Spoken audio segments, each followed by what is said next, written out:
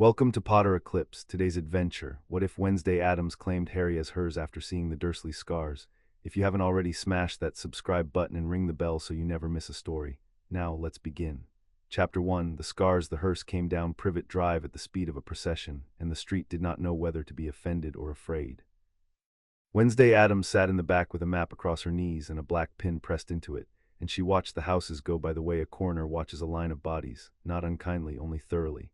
Every house was the same house. Same square of mown grass, same hydrangea bullet into a hedge, same net curtains twitching as the long black car passed, then twitching closed again, as if the neighborhood believed that what it refused to see could not be parked outside. "Wednesday, darling," her mother said from the front, "you've gone quiet. You're never quiet unless something is about to be ruined." "I'm admiring the architecture," Wednesday said. "It's a hate crime against the eye. Number 4 is the worst of them. They've painted the door the color of a smile no one means." Gomez Addams turned the wheel with the contentment of a man who had never once arrived anywhere he didn't intend to be. "And yet you asked me to drive here specifically, me carrying ya. 200 miles out of our way, I assumed romance. I asked you to drive to where the pin pointed." Wednesday tapped the map. The black pin sat over little winging dead center where she had set it 3 days ago in a hotel room in London after lying on the carpet for an hour with her eyes shut, listening. She had a gift for finding the places where something was wrong and pretending to be right. It pulled at her the way a tide pulls at a drowned thing. I traced an omen. Death has been promised somewhere on this street, slowly, for a long time, the kind that takes years and never has the manners to finish. Morticia turned, and her pale face caught the gray English light and made it gothic. "How morbid, how marvelous. Are you certain it isn't simply the wallpaper?" "I'm never certain, I'm correct." Beside Wednesday, her brother Pugsley was attempting to feed a wasp to the Venus flytrap he traveled with, and losing. In the footwell, Thing rode in its velvet box with the lid open, fingers drumming, restless from the long drive. Wednesday envied it. Hands had it easy, they only had to grasp. The hearse slowed without being told to.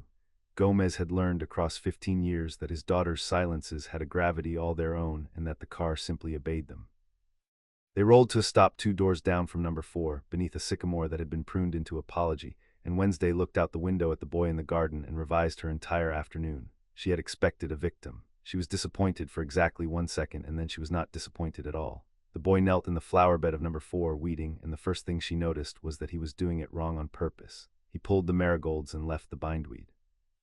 He did it with the placid, deniable incompetence of someone who had calculated to the inch how much harm he could do to a garden while appearing to tend it. A fat woman watched him through the kitchen window, a sister, an aunt, some relation built entirely of grievance, and the boy worked under her eye with the serenity of a man salting a field he intended to leave. "He's interesting," Wednesday said. "He's filthy," said Pugsley with admiration. The boy stood and brushed the soil from his knees, and that was when she saw the rest of it. He was thin in the specific way of someone fed on a schedule designed by an enemy, not starved, which attracts attention but kept.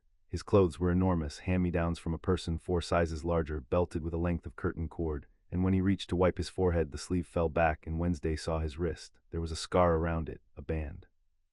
Pale, shiny, twice-healed, the skin of something that had been bound there more than once and had pulled against the binding. She did not gasp. Wednesday Addams had not gasped since the age of 4, when a seance went correctly and her great-aunt answered. But something in her went very still and very attentive, the way a blade goes still in the instant before it is used. "Park the car, father," she said. "I'm going to look at the architecture up close." Thing was already climbing the velvet wall of its box, requesting deployment. Wednesday pressed it back down with one finger. "Not yet," she told it. "I want to see what he is before I decide what we do about it." Harry Potter had clocked the hearse the moment it turned onto the street. He clocked most things. It was a habit he'd built the way other people built muscle, through repetition, under load, because the alternative was being caught out. 4 years of Hogwarts had taught him a great deal about magic and a great deal more about the value of seeing a thing coming. 11 years before that, in a house that locked its smallest member in a cupboard, had taught him the rest. So he saw the long black car, and he saw it slow, and he saw it stop, and he kept weeding, because the worst thing a person could do on Privet Drive was look like he'd found something interesting. Interest was a luxury. Interest got you noticed, and being noticed by the wrong person in this house carried a tariff. He pulled another marigold. Aunt Marge, visiting, swelling the household's natural unpleasantness to clinical excess, watched from the window with the flat hostility of a woman who suspected she was being robbed and couldn't prove it. She was right. He was robbing the garden of every plant Petunia loved, slowly across a fortnight, in a manner no one could pin on him. It was petty. It was also the only currency of resistance available to a 14-year-old whose wand was locked in the cupboard under the stairs along with everything else they could use as a leash. He'd get the wand back. He always got the wand back. The lock on the cupboard was a child's lock, and Harry had stopped being a child the day he worked out that the cupboard locked from the outside, and that this single fact said everything about how the people in this house thought of him. He had picked it the first time at 6 and had never once let them learn he could. There was power in a door they believed was shut. The car door opened. A girl got out. Harry's first thought was that she'd come from a funeral, and his second was that the funeral had probably gone well for her. She was about his age, in black so total it seemed to drink the gray daylight, with 2 braids the color of wet ink and a face arranged into an expression of permanent, courteous contempt. She crossed the road without checking for traffic, which was the correct way to cross a road if you intended the traffic to be the one taking the risk. She stopped at the low wall of number 4's garden and looked at him, not at his face. At his wrist where the sleeve had fallen back, and then at his face, and then at him entire in a single sweep, the way a butcher reads a side of beef, assessing, pricing, deciding which cuts were worth the trouble. He looked back the same way. It seemed only fair. "Doing the garden wrong," she said. Her accent was American and flat and entirely without music, which Harry found he liked. "You've left the bindweed." "I've left the bindweed," Harry agreed, "on purpose. It strangles everything else by August," Harry said. "By then I'll be back at school. They'll spend September wondering why the garden died, and they'll never work out it was already dead in June." The girl considered this with the gravity of a judge receiving evidence. "That's patient," she said. "I approve of patience. Most revenge is impatient. Impatient revenge is how amateurs get caught. Speaking from experience, I have a list," she said, as if this answered the question, which Harry realized it did. In the window, Marge's face had gone the color of a thumb hit with a hammer. Strangers, a girl, talking to the boy. Petunia would be summoned, then Vernon, and the household machinery of disapproval was already spinning up. Harry could read that machinery the way sailors read weather, and he knew he had perhaps 90 seconds before the front door opened and his uncle filled it. He used them. "You traced something here," he said. "It wasn't a guess, not exactly." He'd felt it too, 3 days running, a wrongness in the air over Privet Drive that had nothing to do with the ordinary wrongness of the place, a cold attention, as if something out in the world had turned its head toward this street. He'd assumed the order, or worse, he had not expected a girl in a hearse. You felt the street, that's why you stopped, not the architecture. For the first time, something moved behind the girl's eyes, not surprise, recognition, a rarer and more valuable thing. "You felt it back," she said. "I feel most things back. Wednesday Addams, Harry Potter." She said his name to herself once, silently, lips shaping it, testing it for weight, and Harry had the distinct and not unpleasant sensation of being entered in a ledger. Then the front door of number 4 opened, and the day's weather arrived. Vernon Dursley filled doorways the way a cork fills a bottle, with a sense that something was being kept in or kept out, and that the cork was very proud of itself either way. He came down the path at a waddle that wanted to be astride, purpling. "You," he barked at Harry. "Inside, and you to Wednesday," with the special contempt the Dursleys reserved for anything strange, which was to say anything at all. "This is private property. We don't want whatever you're selling. Door to door, is it? Cult, is it?" "You've got the look." "I'm not selling anything," Wednesday said. "I'm conducting a survey." "A survey?" Vernon's mustache bristled. "What survey?" "Of how people on this street treat the things that depend on them." She let it sit unblinking until Vernon's certainty developed a hairline crack. "You're in the bottom percentile. Congratulations. Most people manage mere indifference. It takes real commitment to do worse, in a house with a garden and a car and net curtains." Harry watched his uncle's face attempt 3 expressions and arrive at none of them. It was, he decided, the single most enjoyable thing he had witnessed on Privet Drive in 14 years. He kept his own face shut because the cost of being seen to enjoy it would be paid later, in the dark. "Get in the house, boy," Vernon said again, lower, and there it was, the real thing, the thing the neighbors never saw, the thing that lived in the set of the jaw and the size of the hands. Harry had spent his life cataloging that thing. He knew precisely what it could do. Down the street a knot of boys appeared, Dudley and his court, back from some small cruelty in Magnolia Crescent, and drifted closer with the herd instinct of bullies scenting an event. Dudley, seeing a girl, seeing Harry talking to a girl, seeing a chance to perform dominance for an audience, peeled off and swaggered up. "Who's the freak?" he said, jerking his chin at Wednesday. "She with you, Potter? Course she is. 2 freaks." "Birds of a feather," his friends produced the obligatory laugh. "What's wrong with your face?" he asked Wednesday. "You dead or something?" "Not yet," Wednesday said. "Are you offering?" Harry stepped between them, not because Wednesday needed it, he was already fairly sure she didn't, but because this was his fight, his house, his audience. He had spent 4 years building the one thing that kept the Dursleys partly in check, the cold, unspoken knowledge that he was no longer a boy they could simply pick up and put in a cupboard. He had a different weight now. He intended Dudley to feel it. "Dudley," he said pleasantly, "how's the diet?" It was nothing. A single word with a hook in it, dropped exactly where Dudley was softest, in front of exactly the people whose opinion he feared. Dudley's face traveled from cruelty to panic to fury in the time a candle takes to gutter, and he swung a wide, telegraphed, frightened punch, the punch of a boy used to hitting people who couldn't hit back. Harry didn't hit back, he simply wasn't there. He'd moved before the fist finished forming, a half-step that looked like nothing and put Dudley's whole mass past him into the hedge. And as Dudley thrashed in the privet, Harry felt the old pressure rise behind his sternum, the magic, unbidden, the thing the ministry had warned him about and the thing he had quietly stopped fearing. He didn't draw it out. He let Dudley feel it the way you let a dog feel the leash without pulling. A flicker, a static crawl up the back of every neck on the pavement, a sudden certainty in every boy present that the thin kid in the oversized clothes was not, after all, the safe target they had agreed he was. Dudley scrambled from the hedge and didn't swing again. His friends had gone quiet. Vernon had gone a worse color. And Wednesday Addams, who had not moved a muscle, watched the whole thing with the appreciation of a connoisseur at a private viewing. "You didn't need me," she observed. "No," Harry agreed. "Good, I dislike being needed. It's so demanding." She tilted her head a fraction. "But I'll note for the record that you let him swing. You wanted the witnesses to see him swing first so that whatever happens to him later can't be laid at your door." A pause. "That's the most attractive thing I've seen in England." In the house, Vernon roared, and this time he got a hand on Harry's shoulder, fingers digging in, hauling. Harry let himself be hauled because the alternative in front of this audience, in front of the ministry's invisible eye, was worse. But as Vernon's grip wrenched the collar sideways, the fabric tore at a seam already worn thin and the shoulder came bare. And Wednesday saw. What she saw, she catalogued, because cataloguing was the only form of prayer Wednesday Addams had ever found honest. The shoulder a burn, old, healed to a shiny pucker the size of a coin, the unmistakable round signature of a hot ring off a stove, pressed once and held. Not an accident. Accidents skid, they smear, they are the wrong shape. This was the shape of a thing held still against a thing that hurt. The collarbone where the torn shirt gaped, a thin white line, surgical, the kind a belt edge leaves when the belt is swung not as a strap but as a whip edge on by someone who has learned across years that the edge marks worse than the flat. The wrist again now that she knew to look, bound more than once against resistance. And behind the man, behind Vernon, in the open mouth of the house, the underside of the staircase. A door set into it, child height, a cupboard.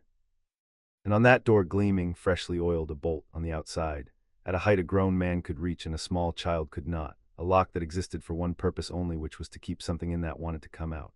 Wednesday had read a great deal about cruelty. She considered herself a scholar of it, and she found most human cruelty disappointingly hot-blooded, a matter of tempers and impulses, ugly and stupid and over too quickly to admire. This was different. This was cold cruelty, administered cruelty, the kind with a schedule and a budget and a lock that someone had paused to oil. It was not done in rage. It was maintained the way one maintains a garden or a grudge or a kept thing. She did not feel pity. She wanted that on the record, in the private ledger she kept behind her sternum where her heart would have been if she'd been built like other people. Pity was for the net-curtained people who saw and did nothing. Pity was a way of feeling that a thing is wrong while declining to be the thing that makes it right. What she felt was recognition, and beneath the recognition, the cold turn of arithmetic. Here was a boy who felt the wrongness of a place from miles off, as she did. A boy who poisoned a garden by attrition because attrition was the only weapon they'd left him, who let a bully swing first so the witnesses would remember, who had a power in him the fat purple man dragging him by the collar did not begin to understand. A boy who had been kept methodically by people who oiled the lock, and who had survived it without being made small by it, which Wednesday understood to be the single hardest thing a person could do, because she had watched it break others, and she kept a list of the ones who'd done the breaking. He was, in short, the most interesting thing she had ever found. And he belonged to no one worse. He belonged to these people, these net-curtained people, who deserved nothing and had been handed him. That was the part Wednesday could not abide, not the cruelty in the abstract. The world was full of cruelty, and she had made a comfortable peace with it. What she could not abide was the waste, a thing this rare, this sharp, this survived, left in the keeping of people too small to know what they held, who would go on wearing it down a coin-sized burn at a time until nothing remained but a grateful hollow shape that did as it was told. No, insupportable. Wednesday Addams did not permit waste. Or of number 4 slammed. Vernon had hauled the boy inside. The audience of neighbor children was dispersing, muttering. The show was over. Wednesday stood at the low wall in the gray light and looked at the closed, smiling-colored door the way a chess player looks at a board the instant the real game declares itself. She walked back to the hearse without hurry. She got in. She picked up the map and looked at the black pin over Little Winging, and for the first time in her life she found that an omen had underpromised. Death had been here for years, slow, and she had come expecting to identify a corpse. Instead, she had found something alive in the middle of the killing, and entirely worth the trouble of keeping alive. "Well," said Morticia. "Was it the wallpaper?" "No," Wednesday said. "There's a boy." "Ah," Morticia's eyes warmed in the rearview mirror. "There always is, eventually. Not like that, Mother." Though Wednesday was not, in fact, certain it wasn't like that, she had resolved to investigate the question later, carefully, at length, and preferably with gloves. He's being killed, slowly, by the people who are supposed to keep him. They oiled the lock. Gomez, who had been pretending not to listen with the transparent failure of a devoted father, went very still over the wheel. They oiled the lock, he repeated, and there was something in his voice the road outside should have feared. Addamses were many things, most of them buried, but they kept a savage code, and the keeping of children sat near the top of it. Querida, tell me about the lock. Later, Wednesday said. First I need to know what he is. He has power, wild and held back and aimed. He turned it on the fat boy without lifting a hand. That's not a knack. That's the real thing, untrained or half-trained, in a body these people think is theirs to break. She looked out at the smiling door. Mother, the old hidden families. There's an English one, isn't there? A whole society underneath the ordinary one. Morticia's painted mouth curved. We've more than heard of it, darling. We're related to half of it distantly, in the way one is related to people one declines to invite to funerals. Why? Because the boy is one of them, and someone who knew exactly what he was put him in that house with those people and oiled that lock. Wednesday turned the black pin between two fingers. Which means this is not a household cruelty. A household cruelty I could end before supper. This is a design cruelty. Someone built it, someone with reach and patience and a reason. And that, said Gomez, beaming with terrible pride, is the part you like. That, Wednesday agreed, is the part I like. She set thing on the dashboard. Go and look at the house from the inside. Don't be seen. Count the cruelties. I want a number. Thing saluted with two fingers and was gone out the window before the sentence finished. The reckoning, when it came at the dinner table, which was where the Dursleys preferred to do their cruelty, because the table made it look like a family. Harry stood at the counter and served them, because that was the arrangement. He cooked, they ate. He was permitted whatever remained, which on a night with Marge in the house meant very little. Marge had brought her bulldog and her opinions, and deployed both with the confidence of a woman who had never once been contradicted by anyone she couldn't outweigh. Skinny little runt, she said around a mouthful of Harry's roast. Always was. It's the breeding, Vernon. You can't make a racehorse out of a mongrel. The mother was no good and the boy's no good, and you've worn yourselves to the bone giving him a roof he doesn't deserve. She pointed her fork at Harry without looking at him, the way one gestures at furniture. If it were my house, I'd have had him in a home years ago, or worse, there are places. There are, Vernon agreed, ruddy with port and consensus. Harry said nothing, because words were expensive here and he was saving his. He cleared Dudley's plate. He noted with the flat attention he gave everything in this house that Marge had taken the larger armchair, that her bulldog Ripper had stationed itself between her feet and the door, and that Vernon had drunk enough to make his hands slow and his temper fast, a useful pairing to know about, the way it was useful to know the tide tables before you swam. Look at him, Marge went on, warming. Sullen. They're always sullen, the bad ones, no gratitude. I'd beat it out of him, Vernon, I would.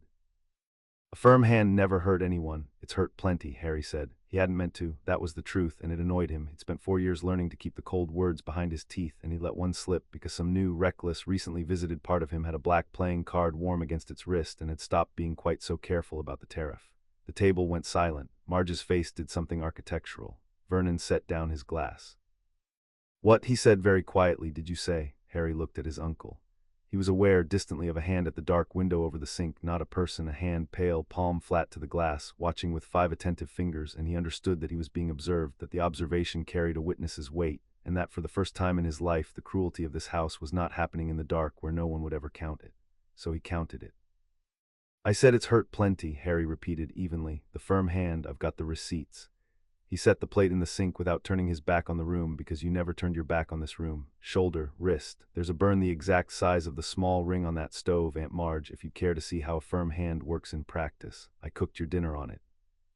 Vernon was up and around the table faster than a man his size had any right to move, and his hand closed on the back of Harry's neck, the old grip, the leash grip, and Harry let it, because the window was watching, and because the bruises Vernon left were the most honest evidence in the house.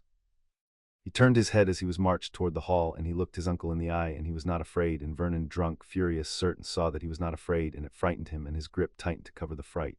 You ungrateful little freak, Vernon breathed. After everything, the cupboard now, and you'll stay in it until you remember what you are. I know exactly what I am, Harry said. That's the problem you've never solved. The bolt slid, the dark closed over him.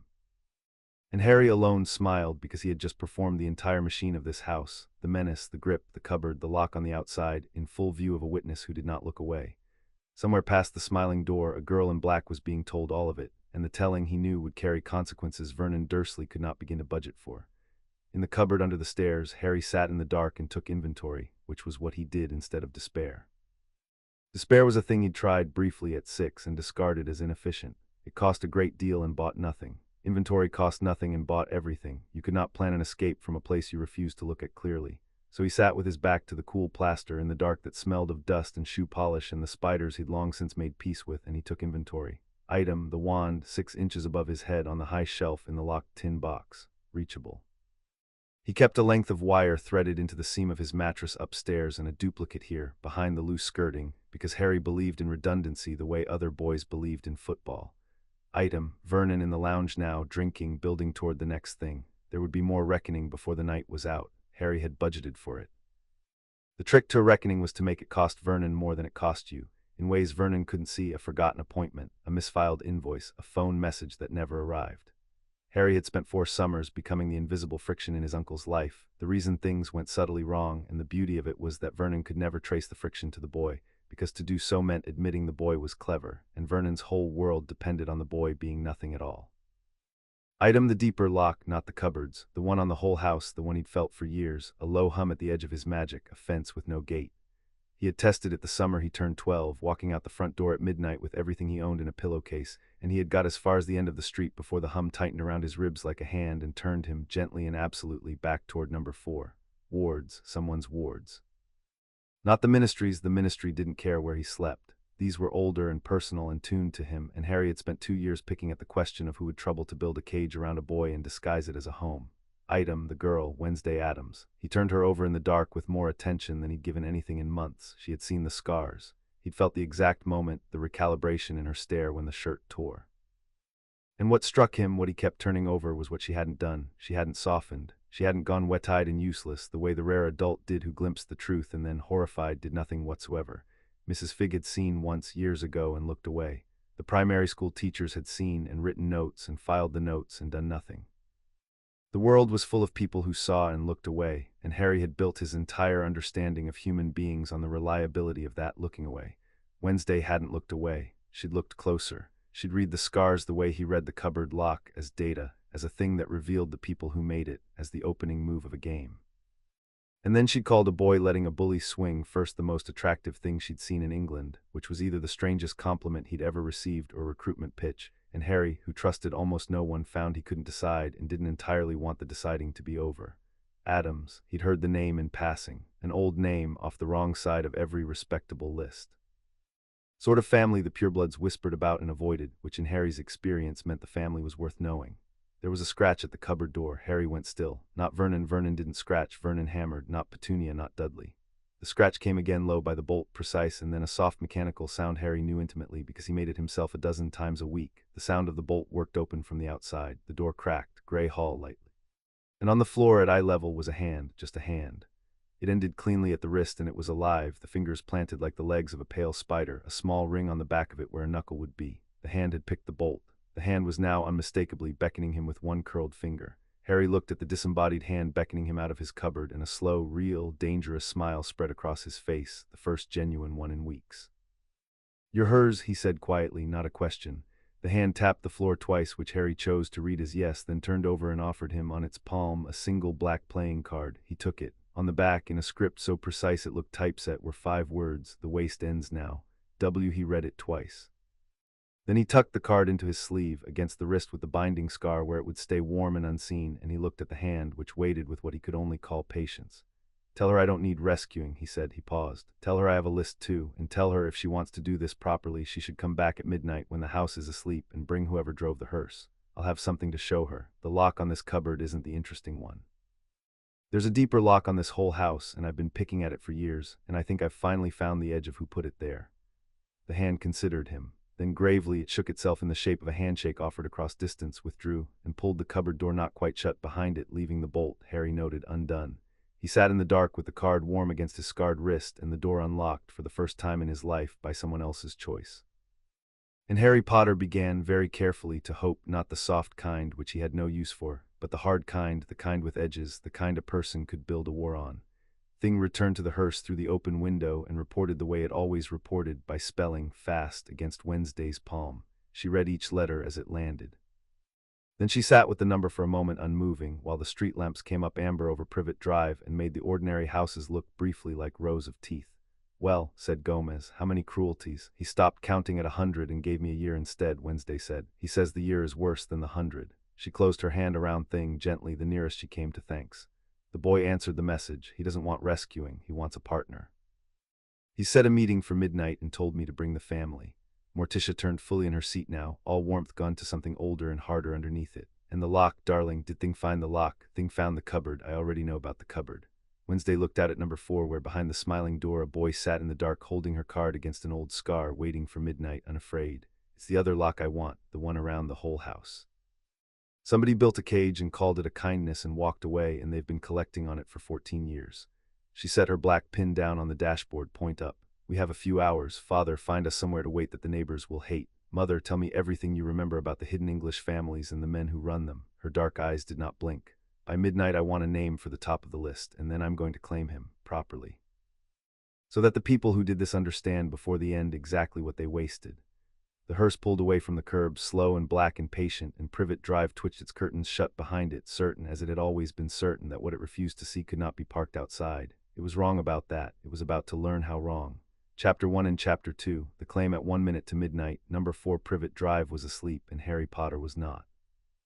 He sat on the edge of the camp bed in the smallest bedroom. They had moved him up from the cupboard at 11 after Hogwarts, when the letters started arriving addressed to it, and Vernon's nerve broke with his wand in his hand and his trunk packed. He had packed it quietly, across 2 hours, while the house snored, not because he was certain he was leaving. Because a person who kept his trunk packed was a person who could leave, and the difference between those two states was the only freedom the Dursleys had never managed to confiscate.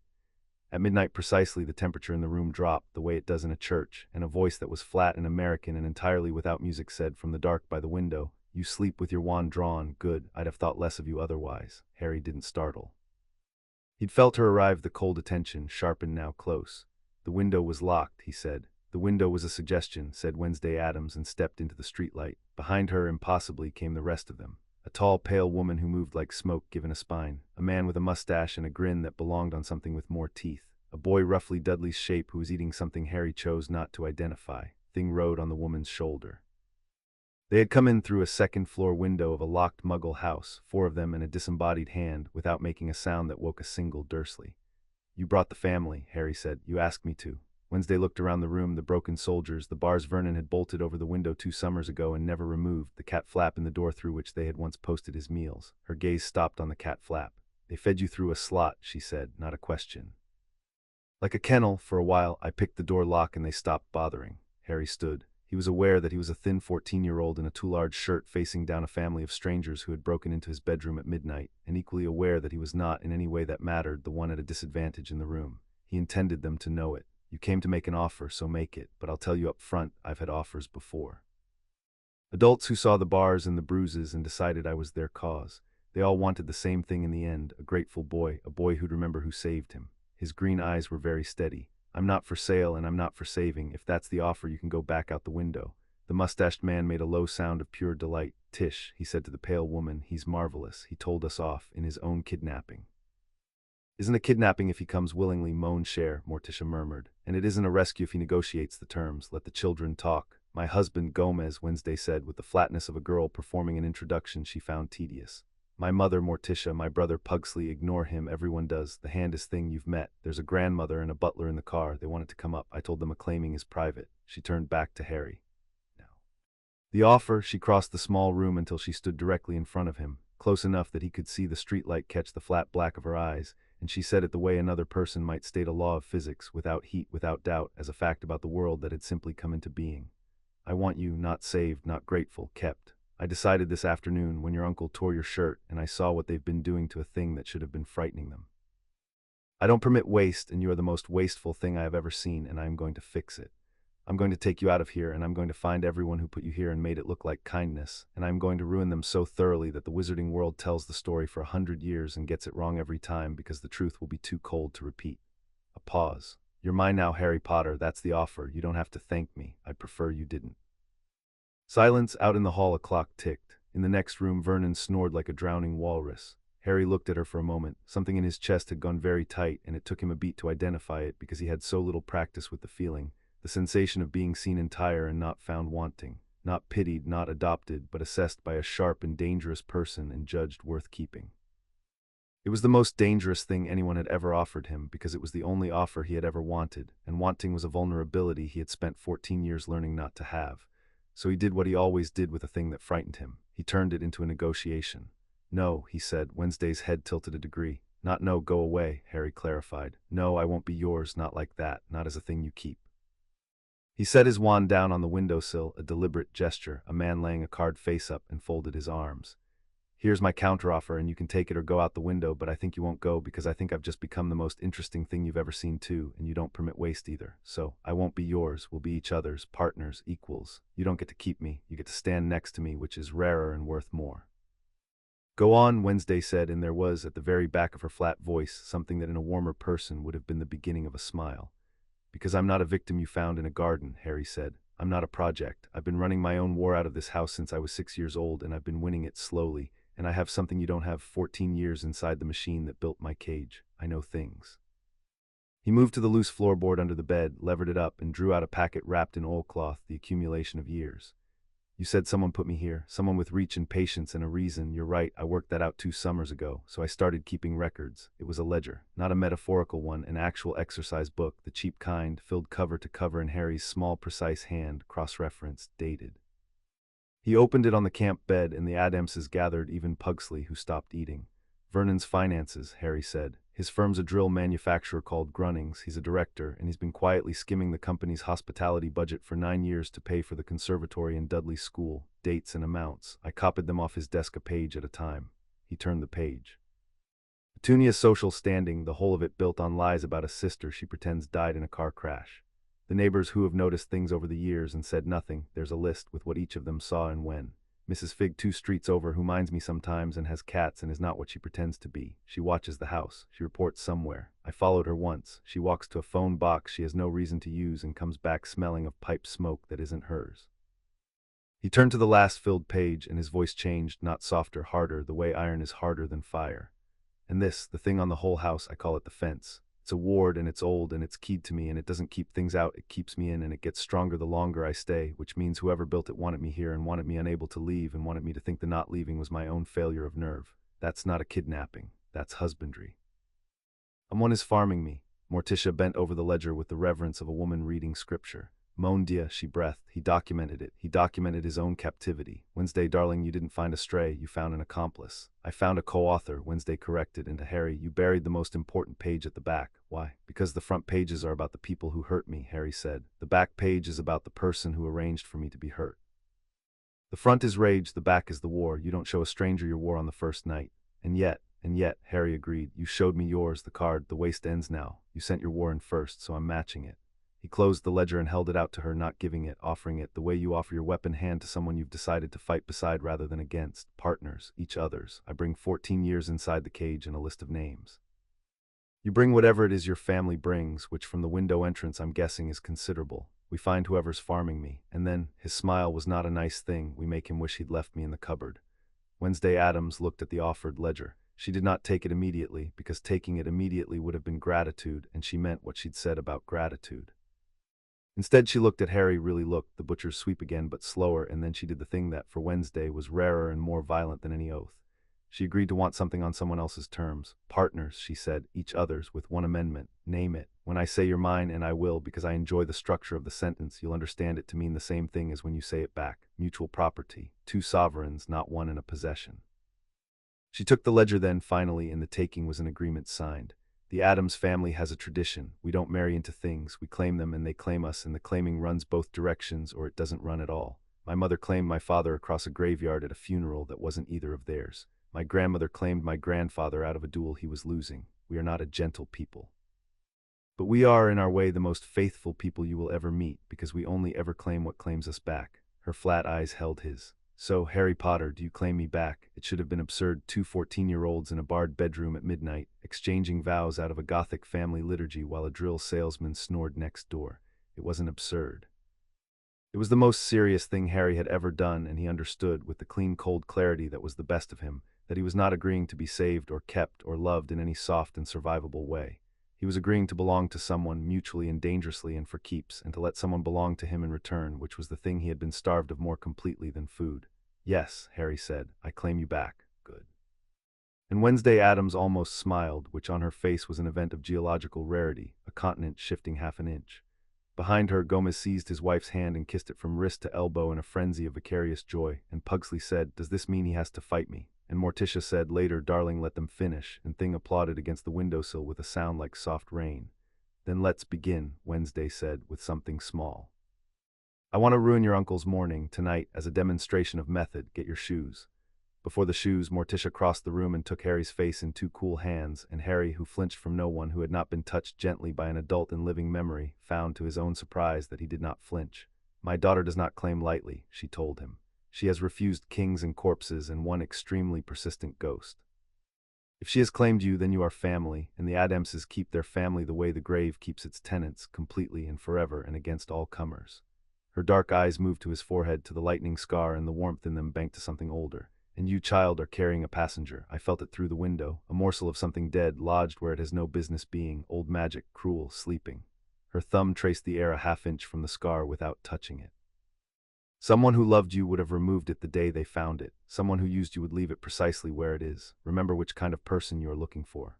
"I will," Harry said, and he understood in that moment that he had acquired not a rescuer but a clan, and that the difference would matter before the end more than anything else in his life. The demonstration was Harry's idea in execution and Wednesday's in philosophy, and it taught each of them how the other thought.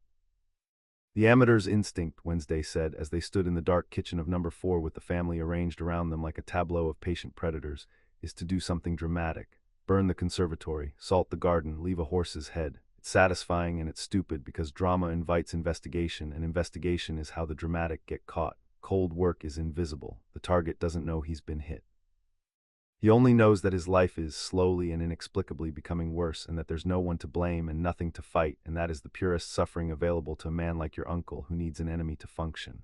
We are going to take away his enemy by becoming the weather." "I've been the weather for years," Harry said. "Misfiled invoices, lost phone messages, I'm fluent." "Then escalate fluently. What's the load-bearing lie in his life?" Harry considered. "Grunnings, the skimming. If it surfaces, he loses everything, the job, the house, the standing. But it can't look like I did it, or the order comes down on me before we're ready." "So it doesn't surface tonight," Wednesday said. "Tonight we only let it know that it can. We move one piece so that tomorrow your uncle wakes with the first cold breath of a winter he can't name." She turned to her father. The accounts, Gomez, it transpired, had not been idle in the waiting hours. The Addamses kept lawyers the way other families kept dogs, many, expensive, and prone to biting. And a man who could afford to drive a hearse across England on his daughter's whim could afford to make a single anonymous telephone call to a single tax auditor, timed for 9 the next morning, mentioning one discrepancy in the hospitality accounts of a Midlands drill manufacturer, with just enough specificity to require a look and not enough to be traceable to anything but an honest citizen's conscience. "That's the seed," Wednesday said, "but seeds are slow, and I promised you a morning, so we add a present he'll open himself." She looked at Harry. "You know this house. What does your uncle do first every single morning without fail?" Harry didn't even have to think. "Coffee, then the post. Then he sits in his chair and reads the Grunning's overnight faxes and tells Petunia he's indispensable. Then we touch all three gently so that his most reliable hour becomes the first thing that betrays him." And they did. It was, Harry would think later, the most fun he had ever had at 3 in the morning. Pugsley, who had a gift, did something to the coffee machine that would cause it to function perfectly for exactly 1 cup and then, at the second, produce a sound like a dying organ and a smell like a reopened grave, untraceable, mechanical, the sort of thing a repairman would shrug at. Thing went into the study and, working from Harry's ledger notes, transposed 2 digits in the overnight fax Vernon would read first, so that the morning's report showed a loss where there was a profit, primed to send Vernon into a panicked round of phone calls to colleagues who would have no idea what he was raving about, planting in their minds the first seed that Dursley was cracking. And Morticia simply stood in the front garden for a moment in the dark and considered the hydrangeas, and by morning they would be dead, all of them, root and stem, in a perfect ring around the house, and no horticulturalist in England would be able to say why. "That last one's drama," Harry pointed out. "That last one's a signature," Wednesday said. "A small one for me. A person should sign her work somewhere only the worthy will read it. Your uncle will see dead flowers and think of frost. You'll see dead flowers and think of me. A beat. Consider it the second card." Harry added a refinement of his own, because partnership meant contributing, and because he had been saving this one for years. Vernon kept a private appointments diary in the breast pocket of his work jacket, the jacket that hung by the door, and into it Harry, in a hand he had practiced until it matched his uncle's exactly, added a single lunch appointment for the following Tuesday, with a name from the Grunnings board at a restaurant Vernon could not afford, so that next week Vernon would either miss a lunch he never made or attend one no one expected. and either way would look. To the exact people whose opinion held up his life like a man losing his grip. You forged his diary, Wednesday observed with approval that was almost tender. In his own hand, you've been able to do that for how long? Since I was 10, I never used it. You save your best tools for a war, not a tantrum. Yes, said Wednesday, you do. They were done in 40 minutes. Nothing was broken that could be proven broken. No law was discoverably broken. And Vernon Dursley would wake in 5 hours to a perfect cup of coffee, a catastrophic second cup, a fax that said he was ruined, a ring of dead flowers, a diary that called him a liar, and the dawning, unprovable, maddening sense that his luck had turned against him in the night for reasons he would never, ever learn, which was, Harry understood now, the entire point. Not to hurt Vernon. To make Vernon's certainty itself the thing that hurt him. You see the principle, Wednesday said as they slipped back up the stairs. Proportion, Harry said. He built a slow cold machine to wear me down, so he built a slow cold machine to wear him down. Same method, his own method turned around. His own method turned around, Wednesday agreed. That's the whole war, Harry. We're not going to invent a new cruelty for these people. We don't have to. We're going to give them back their own exactly at scale and let them recognize it on the way down. That's the part that costs them the most, not the ruin, the recognition. She stopped on the landing, and in the dark her flat eyes found his. You understood it before I finished the sentence. Do you know how rare that is? I've explained this to people my whole life. They flinch or they get excited for the wrong reasons. You just nodded and improved the plan. It's a good plan, Harry said. It's our plan, said Wednesday, and the pronoun did something to the air between them that neither of them named, because naming it on the first night would have been gratitude, and they had agreed about gratitude. Before dawn there was the fence to test, because Harry would not be claimed out of one cage into the false belief that he could simply walk free of it. He led Wednesday down to the front step and out to the gate, and there he stopped, one hand on the latch. Watch the air, he said, and stepped through. For 3 paces nothing happened. On the 4th the night thickened. It was not visible, there was nothing to see, but Wednesday, who had spent her whole life feeling for the places where the world went wrong, felt it land. A low hum that came up through the pavement and closed around Harry like a fist, patient and absolute, and turned him, not roughly, almost gently, the way a current turns a swimmer back toward number 4. He fought it. She watched him fight it, watched the cord stand out in his neck and his bare feet slide on the cold stone, and watched the ward win as it had been built to win, easing him back over the threshold and releasing him only once he stood again on Dursley ground. Every time, Harry said, breathing hard, furious and unsurprised. Since I was 12, it's not a wall you can climb. It's a leash that thinks it's a kindness. Wednesday crouched and laid her palm flat on the cold path where the ward had turned him and held it there, reading. Blood-keyed, she said. Yours and another's a woman's, dead a long time, your mother, I'd guess. Someone took your mother's death and built a lock out of it and called it her protection. She rose and her flat voice had gone very quiet, which on Wednesday was more dangerous than a shout. That's obscene, not the magic, the marketing. They took the one thing that was purely yours, that a woman died for you, and they monetized it into a cage and a story you'd be grateful for. Whoever did that is going to the very top of the list, Harry, above your uncle, above all of them. Your uncle is a brute. This person is an artist. I have a special section of the list for artists. Can you break it? Harry asked. Not tonight, and not by force. Force keyed to your mother's death will only tighten. It comes off the way it went on, with knowledge. We find who said it and the terms they said it under, and we satisfy or invert those terms, and it falls. She looked at him. Which means for now you leave by their leave, not yours. The Addamses are house guests. A claimed thing isn't smuggled out of a cage like contraband. It's walked out the front door in daylight while the jailers can do nothing. We'll arrange your uncle's permission. He'll give it. By the time we're done with his mourning, he'll be desperate to be rid of you, and he'll think it was his idea, and that handing you to us himself, gladly, will be the first of his many small humiliations. Almost a smile. Patience, partner, we've only just begun. They went up onto the roof to wait for dawn because the bedroom was too small for the feeling and neither of them was ready to end the night. Harry knew the roof. He'd been coming out the bathroom window onto the flat section over the kitchen extension since he was 9. It was the one place in the house no Dursley could follow, and on bad nights it was where he'd gone to be unreachable. Now he led Wednesday out across the tiles, and they sat on the cool flat roof under a sky that, this far from London, had managed a handful of stars, and below them Privet Drive slept its righteous sleep. For a while neither spoke. Wednesday Addams was not a person who filled silence, and Harry had learned long ago that silence was a kind of company, and the two of them sat in it as comfortably as two people who had known each other for years rather than hours. I don't do this, Wednesday said eventually to the stars. Do what? This, people. I have a family I love in the way that we love, which is mostly by trying to maim one another and failing affectionately.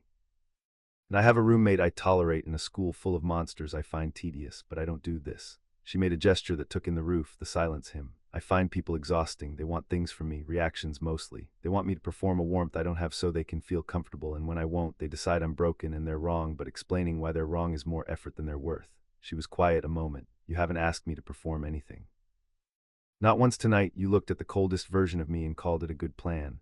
That's because it is a good plan, Harry said, and because I'm the same, not cold the way you are. I run hotter, I think, underneath, but I've spent my whole life being told what I should feel. I'm supposed to be grateful to the Dursleys for the roof. I'm supposed to be humble about the famous scar. I'm supposed to be a nice, brave, ordinary boy who wins at the last second by the power of love, and everyone who's ever met me has had an idea of who I'm supposed to be, and not one of them ever once asked who I actually am. He looked at her. You asked what I was before you decided what to do about me. I told you on the landing, it's rare, so are we. She drew her knees up. Tell me one true thing, not from the ledger. Something you've never told anyone so that the partnership has a foundation no one else can stand on. Harry thought about it and chose the truest thing he had. I'm not afraid of dying, he said. I worked that out years ago in the cupboard. They could starve me or beat me or lock me in the dark, and the one card they could never play was death because I'd already decided I wasn't afraid of it. It's the only reason I survived them with anything left over. Afraid of, he stopped and made himself finish because he had asked for a foundation too, is wanting something and having it taken. That's why I almost said no tonight, not because I didn't want what you offered, because I wanted it so much that losing it would be the one thing that could finally break me after everything that didn't. Wednesday was silent for a moment. Then, without looking at him, she said, Then I will simply have to be impossible to lose. I'm very good at being impossible. Ask anyone who's tried to get rid of me. And it was, Harry understood, the most extravagant promise she was capable of making, and worth more than any soft word because of how much it had cost her flat, careful voice to make it. The first gray was coming up in the east. Somewhere below, a paper boy's bicycle ticked along the pavement. There's something else you should know, Harry said, before we're properly partners. The scar. Your mother already felt it. There's a piece of something dead in there, old, malicious, asleep. Sometimes I see things that aren't mine, feel angry in ways that don't fit. I want you to know it's there because partners don't keep a thing like that in the back of the ledger. My mother told me. Wednesday reached out, and Harry, who flinched from no one, found he did not flinch from her and laid two cool fingers against the mark and went still, listening with whatever sense it was that found wrong places from miles away. She's right. It doesn't belong to you, and someone who knew it was there left it there anyway. Add it to the back page. A man who builds a cage out of your mother's death does not fail to notice a splinter of dead malice behind your eyes. He knew, he left it, which means it serves him somehow. She withdrew her hand. We'll cut it out. When we understand the whole machine, we'll cut it out and we'll make him watch, but not yet. Agreed, Harry said, and felt, beneath the dread of the thing in his head, beneath the long exhaustion of the night, the specific relief of a secret carried alone for years, and finally set down beside someone who would not drop it. The sun cleared the rooftops and lit the ring of dead hydrangeas below into a perfect black crown around the house. You're leaving today, Wednesday said. Not running, the fence won't let you run, we established that.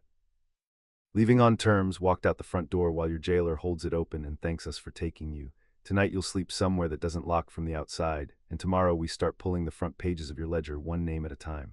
She stood black against the dawn and offered him her hand, not to pull him up. He didn't need pulling up, but as the second handshake of the night, the human one, the one that sealed it. Welcome to the family, Harry Potter. We're going to be the worst thing that ever happened to the people who wronged you. Harry took her hand. Below them, the front door of number 4 opened, and Vernon Dursley stepped out in his dressing gown to fetch the milk, stopped dead at the sight of his dead flowers, and made a small, confused sound, the first of very many. From inside came a mechanical shriek and the smell of an open grave as Petunia attempted the second cup of coffee, then Vernon's voice rising as he reached the facts, then rising further, then cracking. On the roof, 2 outcasts watched the morning take him apart exactly as designed and did not smile and did not need to.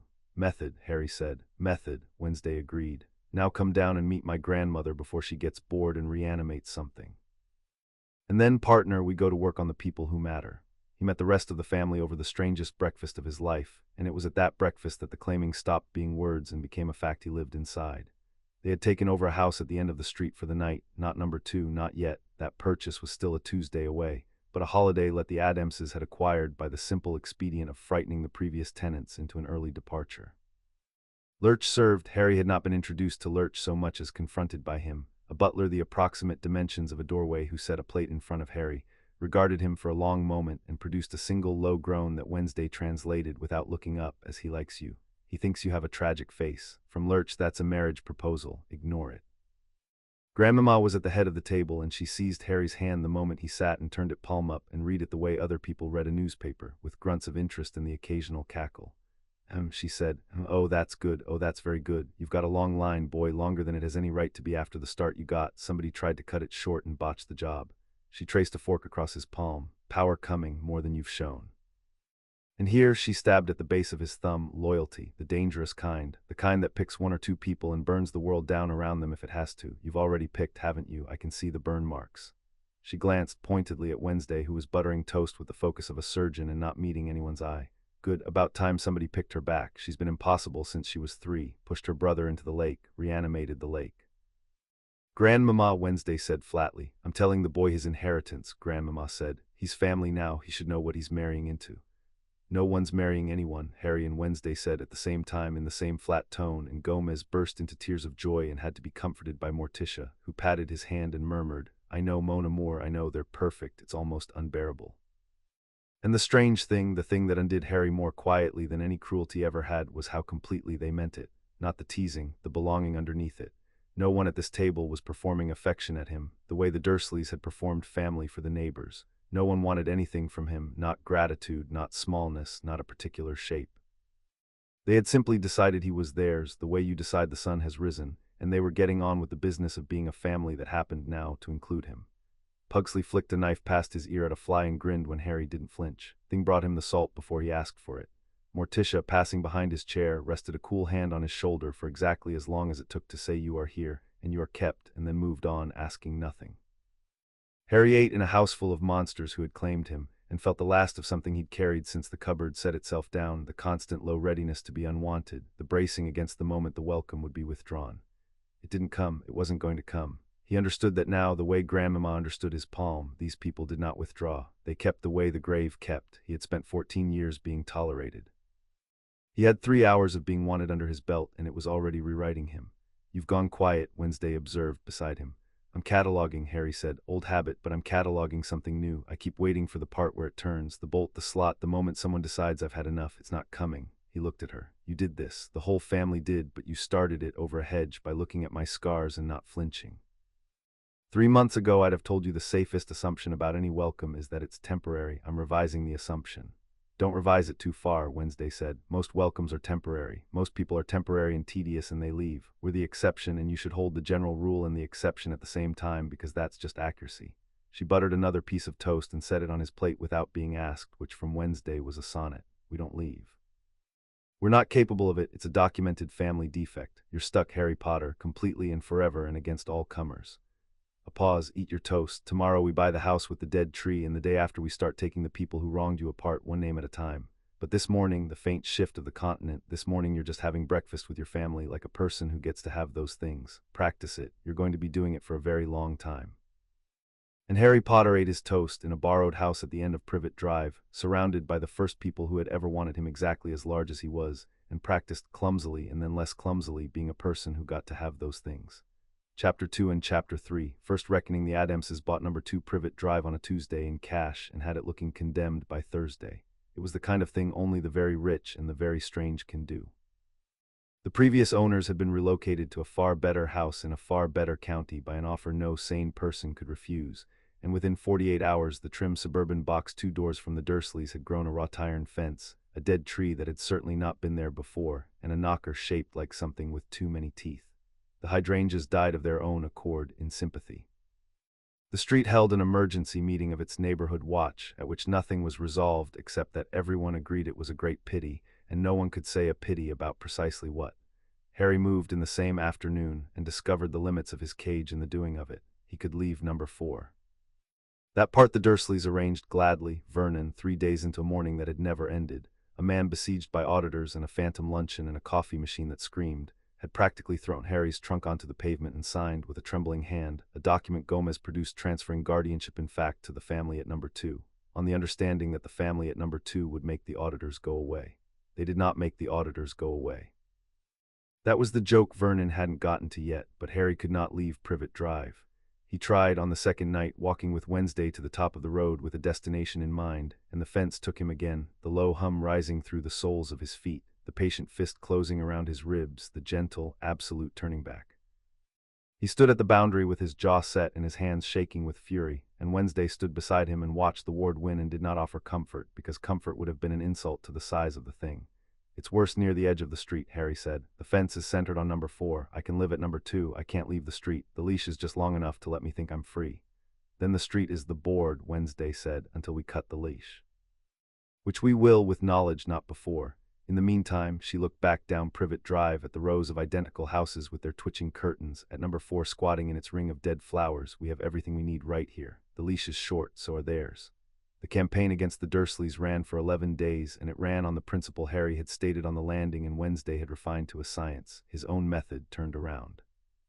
They did not break a single law that could be discovered. They did not do a single dramatic thing, except for the flowers, which were Wednesday's signature and went unread by everyone but Harry.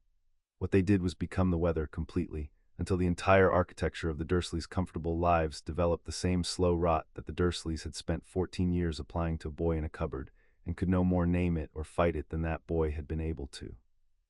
Grunnings came first because Grunnings was load-bearing.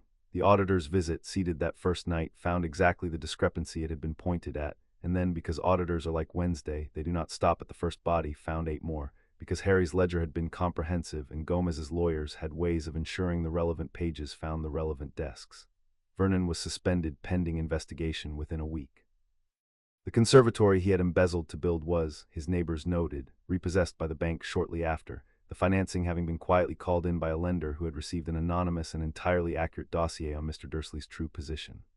Vernon Dursley, director indispensable, became Vernon Dursley, under investigation, suspended, and worst of all, the cut that bled longest, talked about. The street that had admired him now lowered its voice when he passed. He had built his whole self on the good opinion of people exactly as small as he was, and Harry and Wednesday simply withdrew that opinion, drop by drop, until the man was standing in a puddle of his own evaporated respectability, swinging at fog.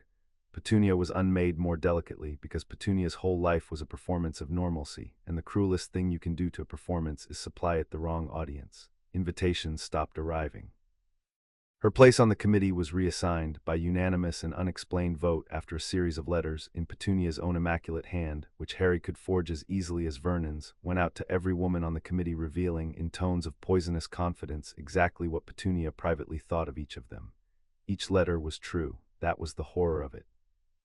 Harry had spent 14 years listening to Petunia's opinions of her friends through the kitchen wall, and he gave each friend her own, verbatim, and the committee dissolved in a slow cataclysm of wounded feelings.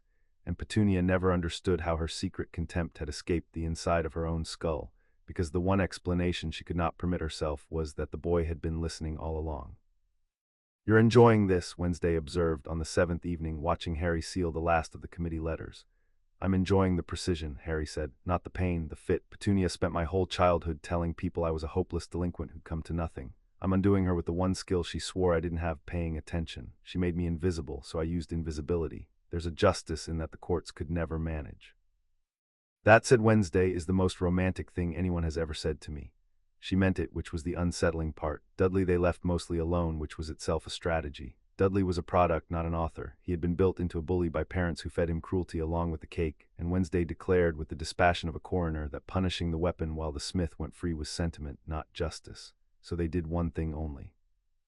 They arranged through Pugsley, who had infiltrated Smelting's summer rugby program by means no one investigated, for Dudley to be matched, repeatedly and inescapably, against boys his own size who hit back, in front of the friends whose fear had been his only currency. Dudley discovered, across a fortnight of bruises, what it was to be the smaller animal. It was, Harry thought, the most educational thing that had ever happened to his cousin, and possibly the only honest gift anyone had ever given him. On the 5th night they broke into Mrs. Figg's house, and it was the first time Wednesday saw Harry's magic with intent, and she would describe it afterward as the single most attractive 40 minutes of her life. Arbella Figg lived 2 streets over in a house that smelled of cabbage and cat, and she had minded Harry a dozen times across the years, dull afternoons of photographs of dead cats and weak tea, and Harry had always known there was something off about her, the pipe smoke that wasn't hers, the way her eyes sharpened when she thought he wasn't looking. Now he knew what to look for, and he meant to find it. They went at midnight, when Mrs. Figg was at the bingo she never missed. The back door had 3 locks, and the windows had wards on them, not ministry wards, private ones, old and competent, and Harry stood before the kitchen door and did not pick the locks. He took them apart. "Watch," he murmured to Wednesday, and laid his palm flat against the door and closed his eyes, and Wednesday, who felt magic the way she felt wrongness, as a pressure behind the teeth, felt his gather and move. It did not flare, it did not spark. Into the wood and the metal like water finding cracks, patient and total, and one by one the wards on the window side and unwound, and the 3 locks turned themselves over with 3 soft sounds, and the door swung open onto the dark kitchen, and not a single alarm anywhere in the wizarding world so much as twitched. You disarmed Private Ward's wandlessly, Wednesday said, at 14 without tripping the trace. The ministry watches for spellcasting near children, Harry said. Flashes. Words, wand movements, it doesn't watch for this because the people who designed the watching never imagined a child could do this. 4 summers in a cupboard with nothing to do but feel for the edges of locks. I got good at edges. He stepped inside. Everyone underestimates the boy in the cupboard. It's the cupboard's only gift, and I've spent my life learning to use it. They found the surveillance in 20 minutes. It was in the front room, behind a false back in the cabinet of dead cat photographs. A stack of reports, dozens of them going back years, each one dated, each one in the same cramped hand, each one describing the comings and goings of the boy at number 4. Harry leafing, Harry to school. Harry returned, Harry thinner this summer, boy's spirit holding, recommend no intervention. And on each in the top corner a small crest Harry knew from 4 years of school documents, the seal of the headmaster of Hogwarts. She's been reporting on me my whole life, Harry said very quietly. Every bruise, every thin summer, recommend no intervention. She watched them starve me and she filed a report that said don't intervene. He set the stack down with great care because his hands wanted to do something else with it. And the seal, it all goes up to one desk. Told you someone was farming me, here's the ledger of the farm.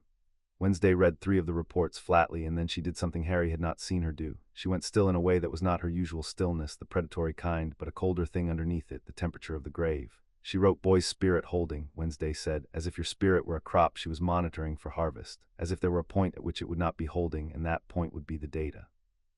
She set the reports down to match Harry's care, which was its own kind of fury. I want to meet this man, Harry. The one these reports climb toward. I have met a great many monsters. I have never met one who used a clerk. They took photographs, thing was excellent with a camera, and they left the reports exactly as they'd found them and the wards exactly as they'd been, relocked behind Harry's patient palm, so that Mrs. Figg would return from her bingo to a house that betrayed nothing and would go on filing her reports, unaware that her farm now had its own quiet observer. That, Wednesday said, was the difference between a tantrum and a war. A tantrum announces itself, a war learns first and strikes last. Marge arrived on the 9th day, summoned by a desperate Vernon as the one ally who'd never lost faith in him, and she got a set piece all her own. She came up the path of number 4 full of bluster and bulldog, having heard that her brother was being persecuted by some foreign family and intending to set them straight. She found Harry in the front garden of number 4 where he had gone deliberately to be found. You, she said, swelling, I might have known the boy. Wherever there's trouble, there's the bad blood, she advanced, Ripper at her heel. Your uncle's a broken man and it's your doing, you've always been a wrong one. I told Vernon years ago, drown it, I said like a runt in a litter, save everyone the bother. You did say that, Harry agreed pleasantly. When I was 8, through the kitchen window, I was on the roof. I heard a lot of things from the roof, Aunt Marge. Something in his tone, the absolute calm of it, the absence of the fear she had fed on her whole life, made Ripper whine and back away from him, and made Marge, for the first time, hesitate. And that was when Wednesday came out of number 2 and crossed the road, and the temperature of the morning dropped, and Marge Dursley met someone she could not outweigh. What followed was not violence. Wednesday Addams was too good for violence against a woman like Marge. Violence would have given Marge the dignity of a victim and a story to tell. Instead, Wednesday simply talked to her flatly for 4 minutes in the front garden in full view of the twitching curtains, and at the end of the 4 minutes Marge Dursley got back in her car and drove away and never returned to Privet Drive, and would not speak of why ever to anyone. Harry only caught pieces of it. Wednesday, it seemed, had spent the waiting days learning things about Marge's kennels, about the dogs that did not survive her breeding program, about a great many administrative cruelties that a woman who called for the drowning of children might be expected to have committed, and had, all of which Wednesday now recited by date in a voice without heat, while Marge went from purple to white. And then Wednesday said something Harry didn't hear, very quietly, leaning in close, and Ripper howled and Marge fled. What did you say to her? Harry asked when the car was gone. I told her what was going to happen to the kennels, legally, slowly, beginning with an inspection she can't bribe because the inspector is a friend of my father's who collects exactly this kind of grievance. And then I told her one true thing about how she's going to die, which I saw and which she will now think about every night for the rest of her life. She looked mildly pleased, which on Wednesday was a sunrise. She drowns, eventually. It's almost poetic, given her advice about the litter. I thought she'd want to know. You can't actually see how people die. Can't I? Wednesday looked at him, flat and patient. Ask me sometime how you don't die, Harry. It's a much longer conversation. And she walked back toward number 2, leaving him with that, which was either the most reassuring or the most ominous thing anyone had ever said to him, and possibly both. The cupboard reckoning came on the 10th night, and it was the only part of the 11 days that Harry insisted on doing himself. He had thought, going in, that he wanted them to suffer. He discovered, standing in the dark hall of number 4 with Vernon and Petunia herded white-faced before him and Wednesday at his shoulder, that suffering was not actually what he wanted, and the discovery clarified him. What he wanted was for them to understand. "Open it," Harry said, and pointed at the cupboard under the stairs. Vernon's jowls shook. "Now see here, boy, open it." He did not raise his voice. He did not raise his wand, which Wednesday had returned to him, and which he now held loosely at his side, not as a threat but as a fact. The magic was there in the hall with them, a pressure he no longer bothered to hide, and Vernon, who had spent 14 years refusing to believe in it precisely because believing in it would mean the boy was not nothing, opened the cupboard with shaking hands and stood back. It was just a cupboard, a child's mattress thin as a wafer, a shelf of broken soldiers. A drawing done in crayon by a much younger Harry and never removed, of a house with a sun over it and 4 stick figures, none of them small enough to fit through the door. The smell of dust and shoe polish and old fear. "I lived there," Harry said, "until I was 11. You fed me through a slot. You bolted the door from the outside. You told a child that he was nothing every day for a decade on a schedule, and you oiled the lock so it wouldn't squeak and wake you." He looked at them and his green eyes were perfectly steady. "I'm not going to put you in it. That's what you do. You think small and physical because that's all you are. I'm going to do something worse. I'm going to leave it exactly as it is, and I'm going to leave you in this house. And every single day for the rest of your lives you are going to walk past this open door and know that the boy you tried to make into nothing walked out of it into a family, and a power and a future, and that the only one of us who ended up small was you." Petunia was crying. Vernon had gone the gray of a man whose certainties have all left at once. "My mother died for me," Harry said, and this was the part with teeth because he'd learned it from the ward and it had reorganized everything. "You knew that. You knew it wasn't a car crash. Someone told you what she was and what she did, and they paid you to keep me, and you took the money and the boy and you kept the boy in a cupboard. So here is the last true thing you'll hear from me." He stepped close to his aunt, who flinched. "She was better than you. She loved harder in 1 second than you've managed in your whole sour life, and you spent 14 years trying to convince a child that her death bought him nothing but a cupboard. You failed. Look at me. I'm the proof you failed." He stepped back. "Keep the house. We're done with you. The auditors aren't, and the bank isn't, and the neighbors never will be again, but we are. You're not worth a war. You were only ever the first lesson." He turned and walked out, and Wednesday fell in beside him, and behind them the Dursleys stood in their hall before an open cupboard they would never now be able to close, not really, not ever, and that was the reckoning, and it was enough. Outside in the dark, Harry stopped on the pavement and breathed. "You didn't hurt them," Wednesday observed. "I didn't need to. Hurting them would have been about me. That," he nodded back at the house, "was about them. I made them understand. Understanding's the only punishment that doesn't fade." He looked at her. "You taught me that. The recognition costs them more than the ruin." "I did," Wednesday agreed. "Though I confess I expected you to want at least a little hurting. I cleared the evening for it." "I'm saving the hurting," Harry said, "for whoever paid them." And Wednesday Addams looked at him in the streetlight with something that was not quite tenderness but was built on the same frame and said, "Now you're talking like family." They confirmed the thread that same night, because the Fig reports had pointed the way and the Dursleys, in their panic, had finally become careless, and because Harry knew exactly where Vernon hid things he was ashamed of. It was in the loft, in a locked metal box behind the water tank, where Vernon kept the documents that proved his respectability, the mortgage, the insurance, the certificates, and one document that proved the opposite. Harry brought it down and spread it on the long black table at number 2, beside the photographs of Mrs. Fig's reports, and the Addamses gathered round, and Morticia read it aloud in her low voice while the candles guttered. It was a letter. Old, the paper yellowed, the ink faded but legible. It was addressed to Mr. and Mrs. Dursley, and it was dated the 2nd of November, 1981, the day after Harry's parents died. "Dear Mr. and Mrs. Dursley," Morticia read. "I write to entrust to your care your nephew, Harry James Potter, whose parents have tonight given their lives." She paused. "It goes on. It's very persuasive. It speaks of an ancient magic of protection through blood, of the boy's safety depending utterly on his remaining in your home until he comes of age. It speaks of the dangers should he be removed. It is in its way a small masterpiece. Every sentence builds a cage and calls it a kindness." Her dark eyes lifted. "And it makes an arrangement. A stipend paid quarterly into an account in exchange for the boy's keeping, substantial. The Dursleys were paid children and paid well to do what they did. The cupboard was not poverty, the cupboard was profit. There's the husbandry," Wednesday said softly. "I told you, someone is farming him." She looked at the letter.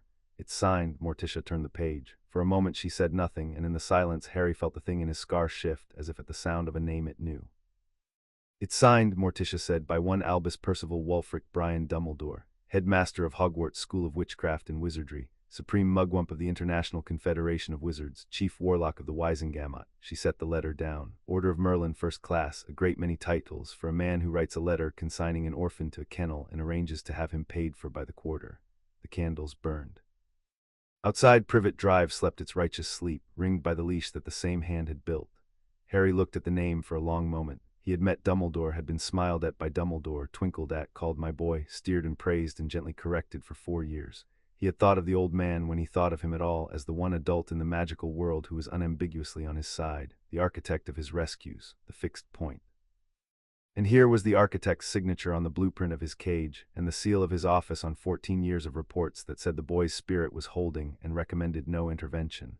He waited for the rage. It came, but cold and clean and useful, not the hot, uncontrollable thing the scar sometimes pushed at him. This was his own. This was the rage of a boy who had spent 14 years cataloging exactly who saw and looked away, and had just discovered that the man he'd trusted most had not looked away at all. He had looked closer than anyone. He had looked and measured and built. Mrs. Figg reports to him, Harry said slowly. The reports prove it. She's been his eyes on me my whole life. He knew about the cupboard, the bars on the window, the slot in the door. He's known every day for 14 years, and he left me there because he stopped, because the why was the whole game now and he didn't have it yet, because leaving me there did something for him, made me into something he needs, something grateful and isolated and used to being rescued at the last second by exactly the people who put me in danger. The way the ward is keyed to your mother's death, Wednesday said. He took the one pure thing and made a leash of it. I called him an artist. I was right. Her flat eyes were very bright in the candlelight. Harry, this changes the war. Your uncle was a brute and we've broken him, and it cost us 11 days. This man is a supreme mugwump with 100 titles and a school full of children and the trust of an entire world. We do not break him in 11 days. We do not break him with forged letters and dead flowers. She leaned forward. We're going to need to understand the whole machine first, every gear, every reason, what he's building and why he needs you to be the shape he's bending you into.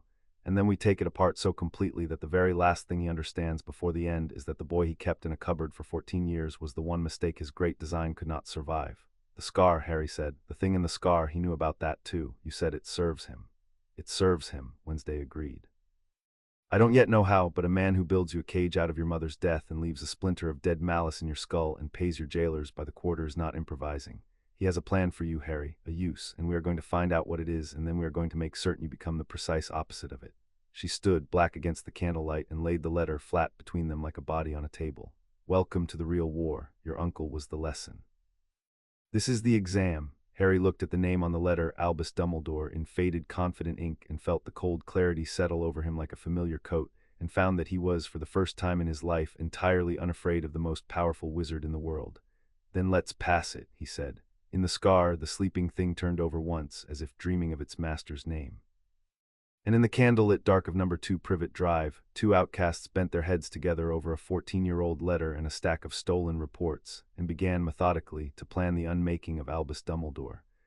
Mrs. Figg made the mistake of coming to watch number 2 on the 8th day, and they let her, because a watcher who comes to you is a gift you do not refuse. She came at dusk in her carpet slippers and her cardigan, ostensibly to walk a cat that did not want walking, and she stood at the corner of Privet Drive where she could see both the dead-flowered ruin of number 4 and the wrought-iron strangeness of number 2, and she watched, and she did not know that she had been watched the entire way by a hand riding in the gutter and a girl at an upstairs window with a glass to her eye. She's reporting in real time, Harry murmured. Look, she's not walking the cat, she's counting. Lights on at number 2, the hearse in the drive, me visible at the window, alive and unbolted. She's building tonight's report. Dumbledore will have it by morning, and it'll say the boy is living openly with the strange family, which contradicts the letter I sent saying everything's fine, and a careful man notices contradictions. He set down the glass. So let's give her a report worth carrying. Let's let her catch me being exactly the boy Dumbledore needs me to be, so the contradiction resolves in his favor and he stays asleep a little longer. Or, said Wednesday from beside him, we catch her and find out what the reports actually say and what she's been told to watch for. A report tells you what the watcher saw. A watcher tells you what the watcher was looking for. The second is worth 100 of the first. They went down together out the front and crossed to her openly, and Mrs. Figg's cardigan composure cracked the instant she understood she was not going to be permitted to pretend. Harry dear, she tried, fancy seeing I was just walking Tibbles. Tibbles died in 1991, Mrs. Figg, Harry said pleasantly. I helped you bury him. That's a different cat, and it doesn't want to be here, and neither do you really. You're here because someone pays you to be, and has paid you to be every month for 14 years out of my own vault, to stand on this corner and count the lights and write down whether the boy's spirit is holding. He watched the color leave her face. I've read the reports, Mrs. Figg, all of them. Recommend no intervention. You wrote that for years while you watched. The old woman's mouth worked. And then, surprisingly, she did not bluster or flee. She sagged like a tent with its pole pulled and sat down heavily on the low wall and put her face in her hands. I told myself it wasn't my place, she whispered. He's Dumbledore. He said it was for your protection. He said the wards needed you there and that taking you out would kill you, that the cruelty was the price of the magic, that he was watching over it all and knew best. She looked up and her eyes were wet and old and ashamed. I knew. God help me, I knew it was wrong, every report I filed. But he's the greatest wizard alive and I'm a squib who can barely light a candle. And when a man like that tells a woman like me that the suffering is necessary and that intervening would make it worse, you believe him. Because the alternative is believing that you've been helping to torture a child for 14 years, and no one can hold that and keep going. And yet here we are, Wednesday said, flatly, without mercy and without cruelty, holding it. Harry looked at the broken old woman for a long moment and felt the cold clarity in him, and under it the thing the Addamses were teaching him, which was that justice and pity could occupy the same hand. I'm not going to do anything to you, he said at last. You're not the architect. You're another thing, he used, a frightened squib he leaned on because she was too small to push back, exactly the way he used my aunt and uncle, exactly the way he used me. You're a victim who was made into an instrument, and the man who did that to you is the one I'm coming for. He crouched to her level. But you're going to do one thing, Mrs. Figg, to balance 14 years of no intervention. You're going to keep filing your reports. And you're going to file exactly what we tell you to file so that the architect stays certain his eyes still work, right up until the moment they fail him completely.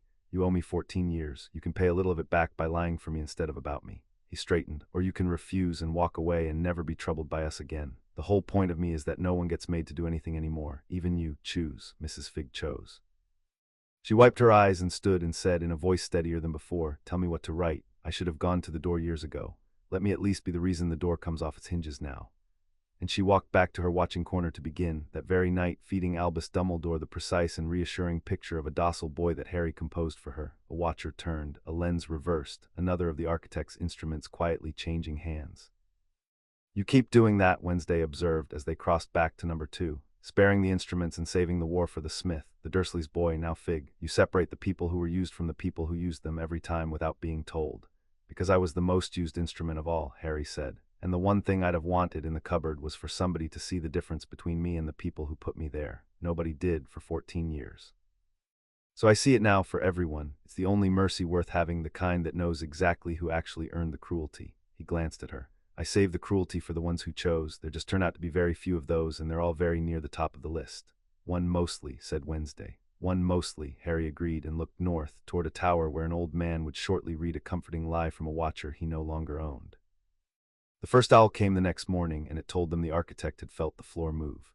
It arrived at number 2 at dawn, a great tawny thing that beat against the window until Harry let it in, and it carried a letter sealed with a crest he now knew the underside of. The Addamses gathered as Harry broke the wax, because a letter from the enemy on the morning after they had named him was not a private matter. The hand was familiar, looping, elegant, warm. My dear Harry, it began, and the endearment landed differently now, like a hand on the shoulder from a man you have just learned has been counting your bruises for profit. It has come to my attention that there has been a degree of upheaval at your aunt and uncle's home this summer, and that you have lately taken up residence with new neighbors. I confess to some concern. The protection your mother's sacrifice affords you depends, as I have explained, on your continued residence within the bounds of your blood relations' home. I would urge you most strongly to return to your aunt and uncle, where you are safe, and to be wary of strangers who take an unusual interest in you, however kind they may seem. The world beyond Privet Drive is more dangerous than you know, and there are those who would use a boy of your importance. Trust me, as you always have. I will call upon you before term begins. Albus Dumbledore. For a moment no one spoke. He knows, Harry said, not what we know, but he knows the floor moved. He felt the wards strain when I started fighting them, and he's had Fig's reports, and now he's telling me gently, lovingly, to get back in the cage. He set the letter down. Be wary of strangers who take an unusual interest in you. He's warning me against you. The man who built the cage is warning me against the people who opened the door. He's good, Wednesday said, and it was not a compliment so much as an appraisal of a worthy specimen.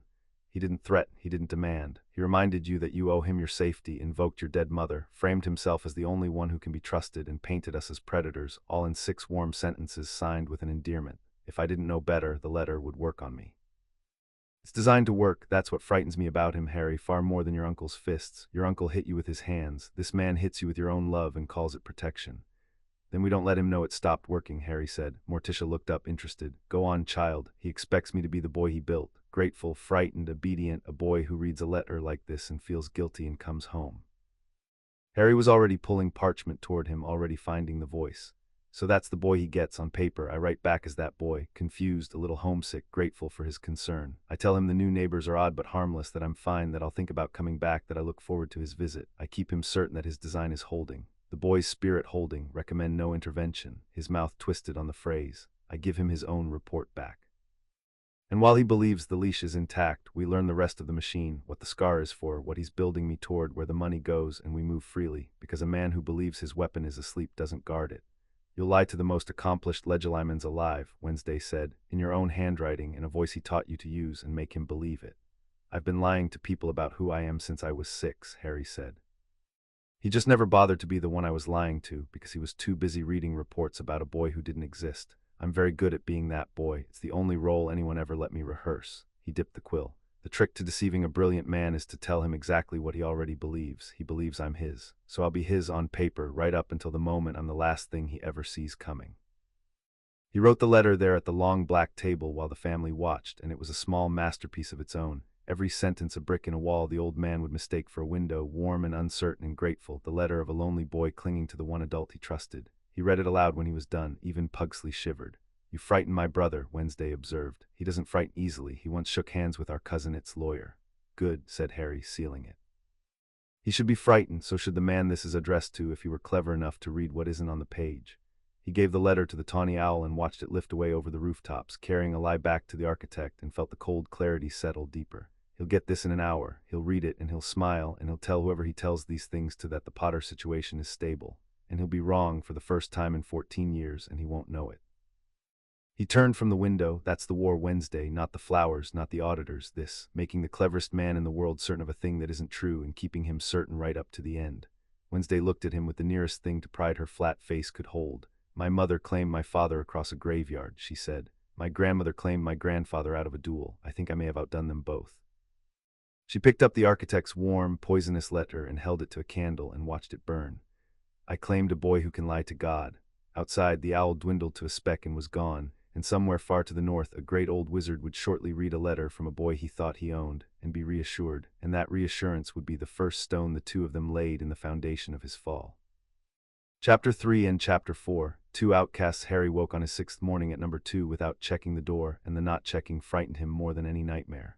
For 14 years the first act of every day had been to listen for Vernon's tread, for the scrape of the bolt, for the particular quality of silence that meant Dudley was waiting. He had woken into vigilance every morning of his life. And on the 6th morning at number 2 he simply opened his eyes in a room that did not lock from the outside, in a house full of people who had claimed him, and lay there for a full minute before he understood that the thing missing was fear, and that he did not know what to do with the space it left.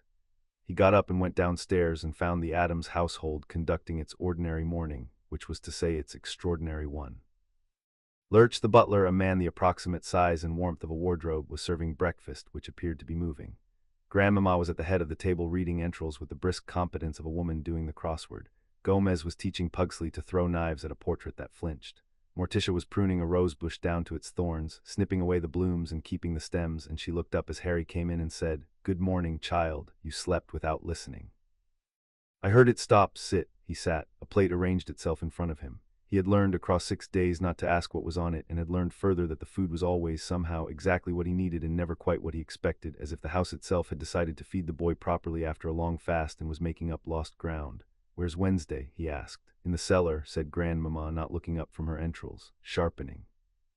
She does that when she's thinking about a person. Used to sharpen for hours over a boy at her school, then she pushed him off a clock tower and felt much better. You should be flattered or worried. With Wednesday they're the same thing. She squinted at the entrals. "You're going to have an interesting death, boy, several of them by the look. Most people only manage one." That's what Wednesday said. Wednesday's never wrong about death. It's the only thing she trusts. Grandmamma swept the entrals into a bin. "Down and let her sharpen at you. She won't say she wants the company. She does." The cellar of number 2 had not existed a week ago, and now it went down 3 stories into rock that Privet Drive did not, by any geological account, possess. Harry found Wednesday at the bottom, in a stone room hung with weapons, drawing a blade slowly across a whetstone in a rhythm like a heartbeat. She did not look up. "You stopped listening this morning," she said. "Grandmamma told me. She thinks it's progress." "I think it's dangerous. A person who stops listening gets surprised, and surprise is how the interesting ones die before they're finished being interesting."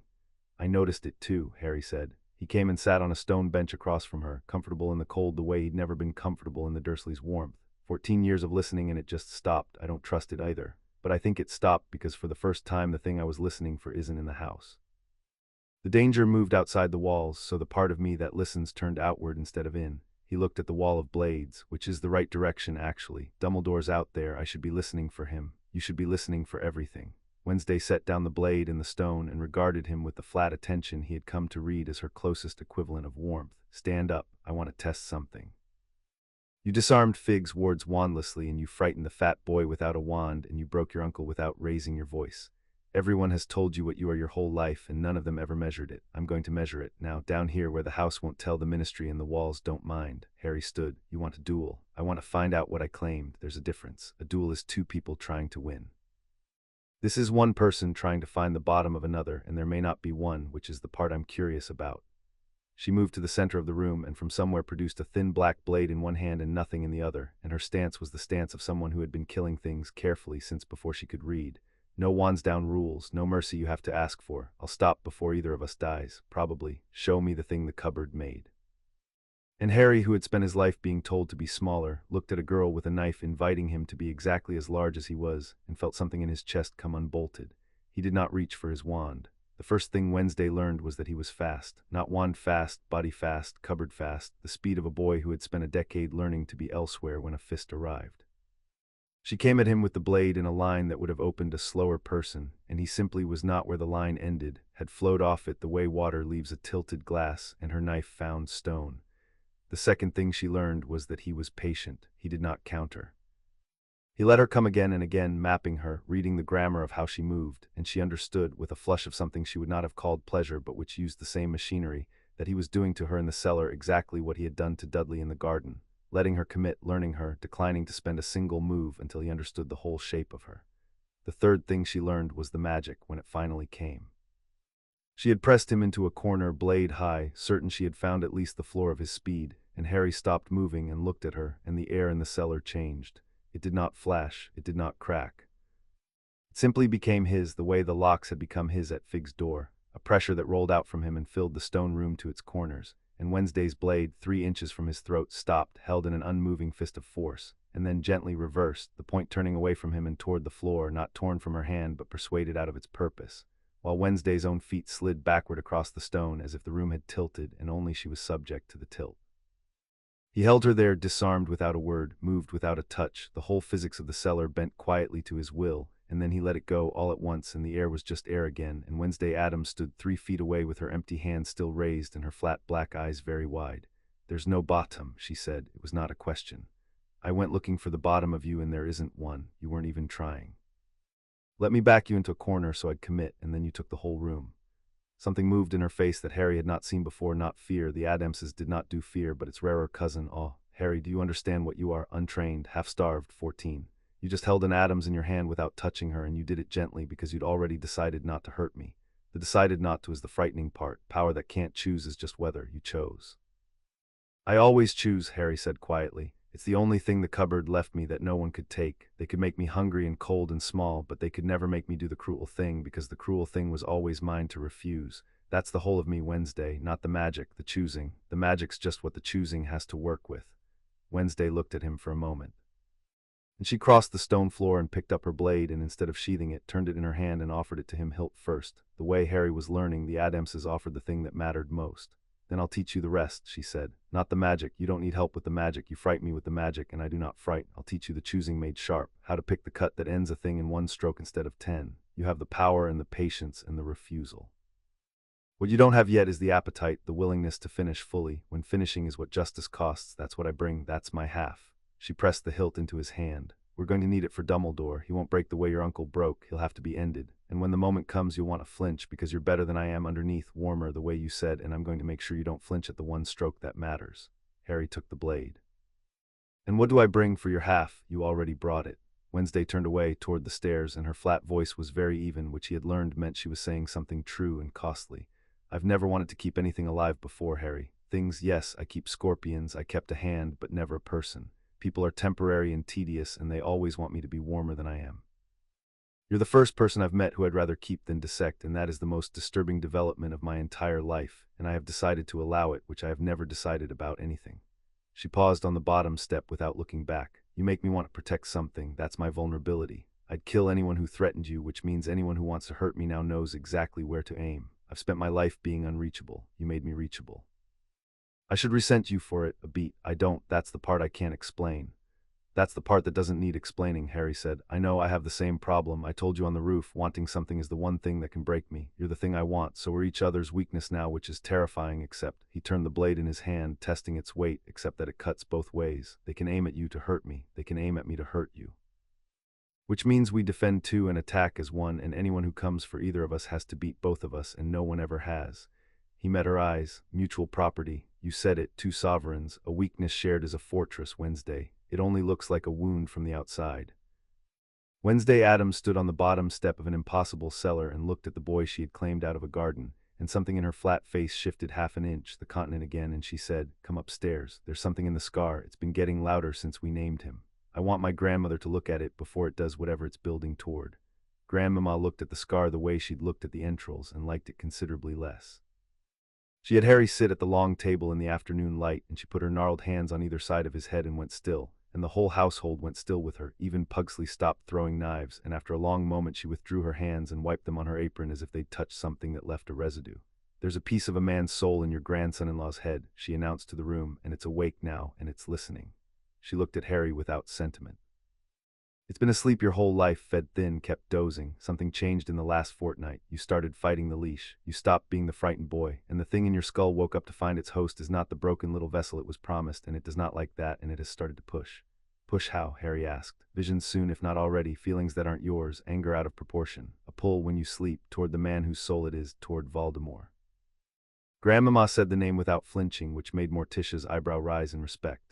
"It's a tether, two ends of one broken soul, and you're carrying one end in your head, and now that you're awake and powerful instead of asleep and small, the tether's pulling tight. He'll start to feel you, child, and you'll start to feel him. And the man who left this in your head knew," Harry finished, the cold clarity again. "Dumbledore knew. Wednesday said it serves him somehow. This is how. He left a piece of Voldemort in my head, kept it asleep by keeping me small, and he's been planning to use the tether me for something. A weapon, a spy, a sacrifice." He looked around the table at the faces of his strange, savage, claimed family. "He didn't just cage me, he loaded me. He's been raising a boy with a bomb in his skull, keeping the boy weak enough to carry it and grateful enough to walk where he's pointed, and the only reason the bomb is waking up now is that you found me and I stopped being weak.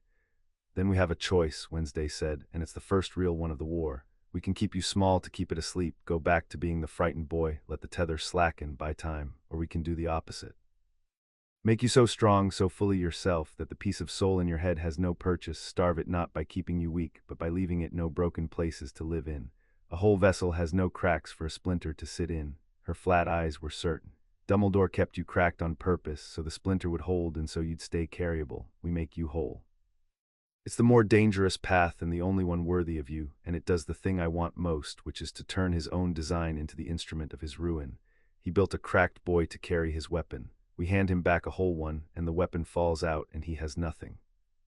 Harry looked at her and at Grandmama and at the long table of monsters who had decided he was theirs, and felt the tether pull faintly behind his scar, a distant cold attention turning toward him across the country, and for the first time he did not flinch from it. "Make me whole," he said. "Let's see what the splinter does when there's nowhere left to hide." The tether pulled hardest on the seventh night, and it was Wednesday who pulled him back. The work of making Harry whole had begun in earnest after Grandmama's verdict, and it was nothing like Harry had expected. He had imagined ritual, pain, some dramatic excision. Instead, it was quieter and harder. It was being known. Morticia sat with him in the long evenings and made him say the things the cupboard had taught him not to say, that he had been hungry, that he had been afraid, that he had wanted his mother and been told she died drunk in a crash, that he had believed for whole years that he deserved the dark. The Addamses did not flinch from any of it. They received each confession the way they received everything, without pity and without looking away, and Harry felt, sentence by sentence, the cracks in him knitting, not healing soft, but healing hard, scar over scar, until there were fewer broken places for a splinter of dead soul to lodge. The splinter did not like it. On the seventh night it fought back. Harry woke, or thought he woke, standing in a stone hall he had never seen, cold and high and green-lit, and at the far end a figure waited that was less a man than the rumor of one, white and serpentine and turning slowly toward him, with eyes that found him across the dream the way a key finds a lock. "There you are," the thing said in a voice like a blade drawn over silk. "I felt you. For years you were a whisper, now you are a shout. What have you done to yourself, boy? What have you become, that I can feel you from across the country like a fire on the hill?"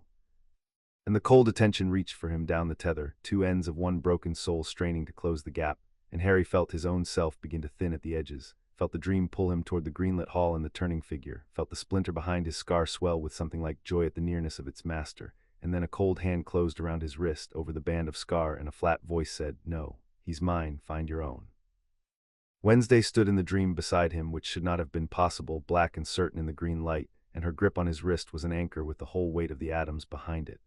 The turning figure paused, and the silken voice said, "And what are you, little ghoul, that you walk in my dream uninvited?" And Wednesday said, "I'm the thing that found him before you could finish using him.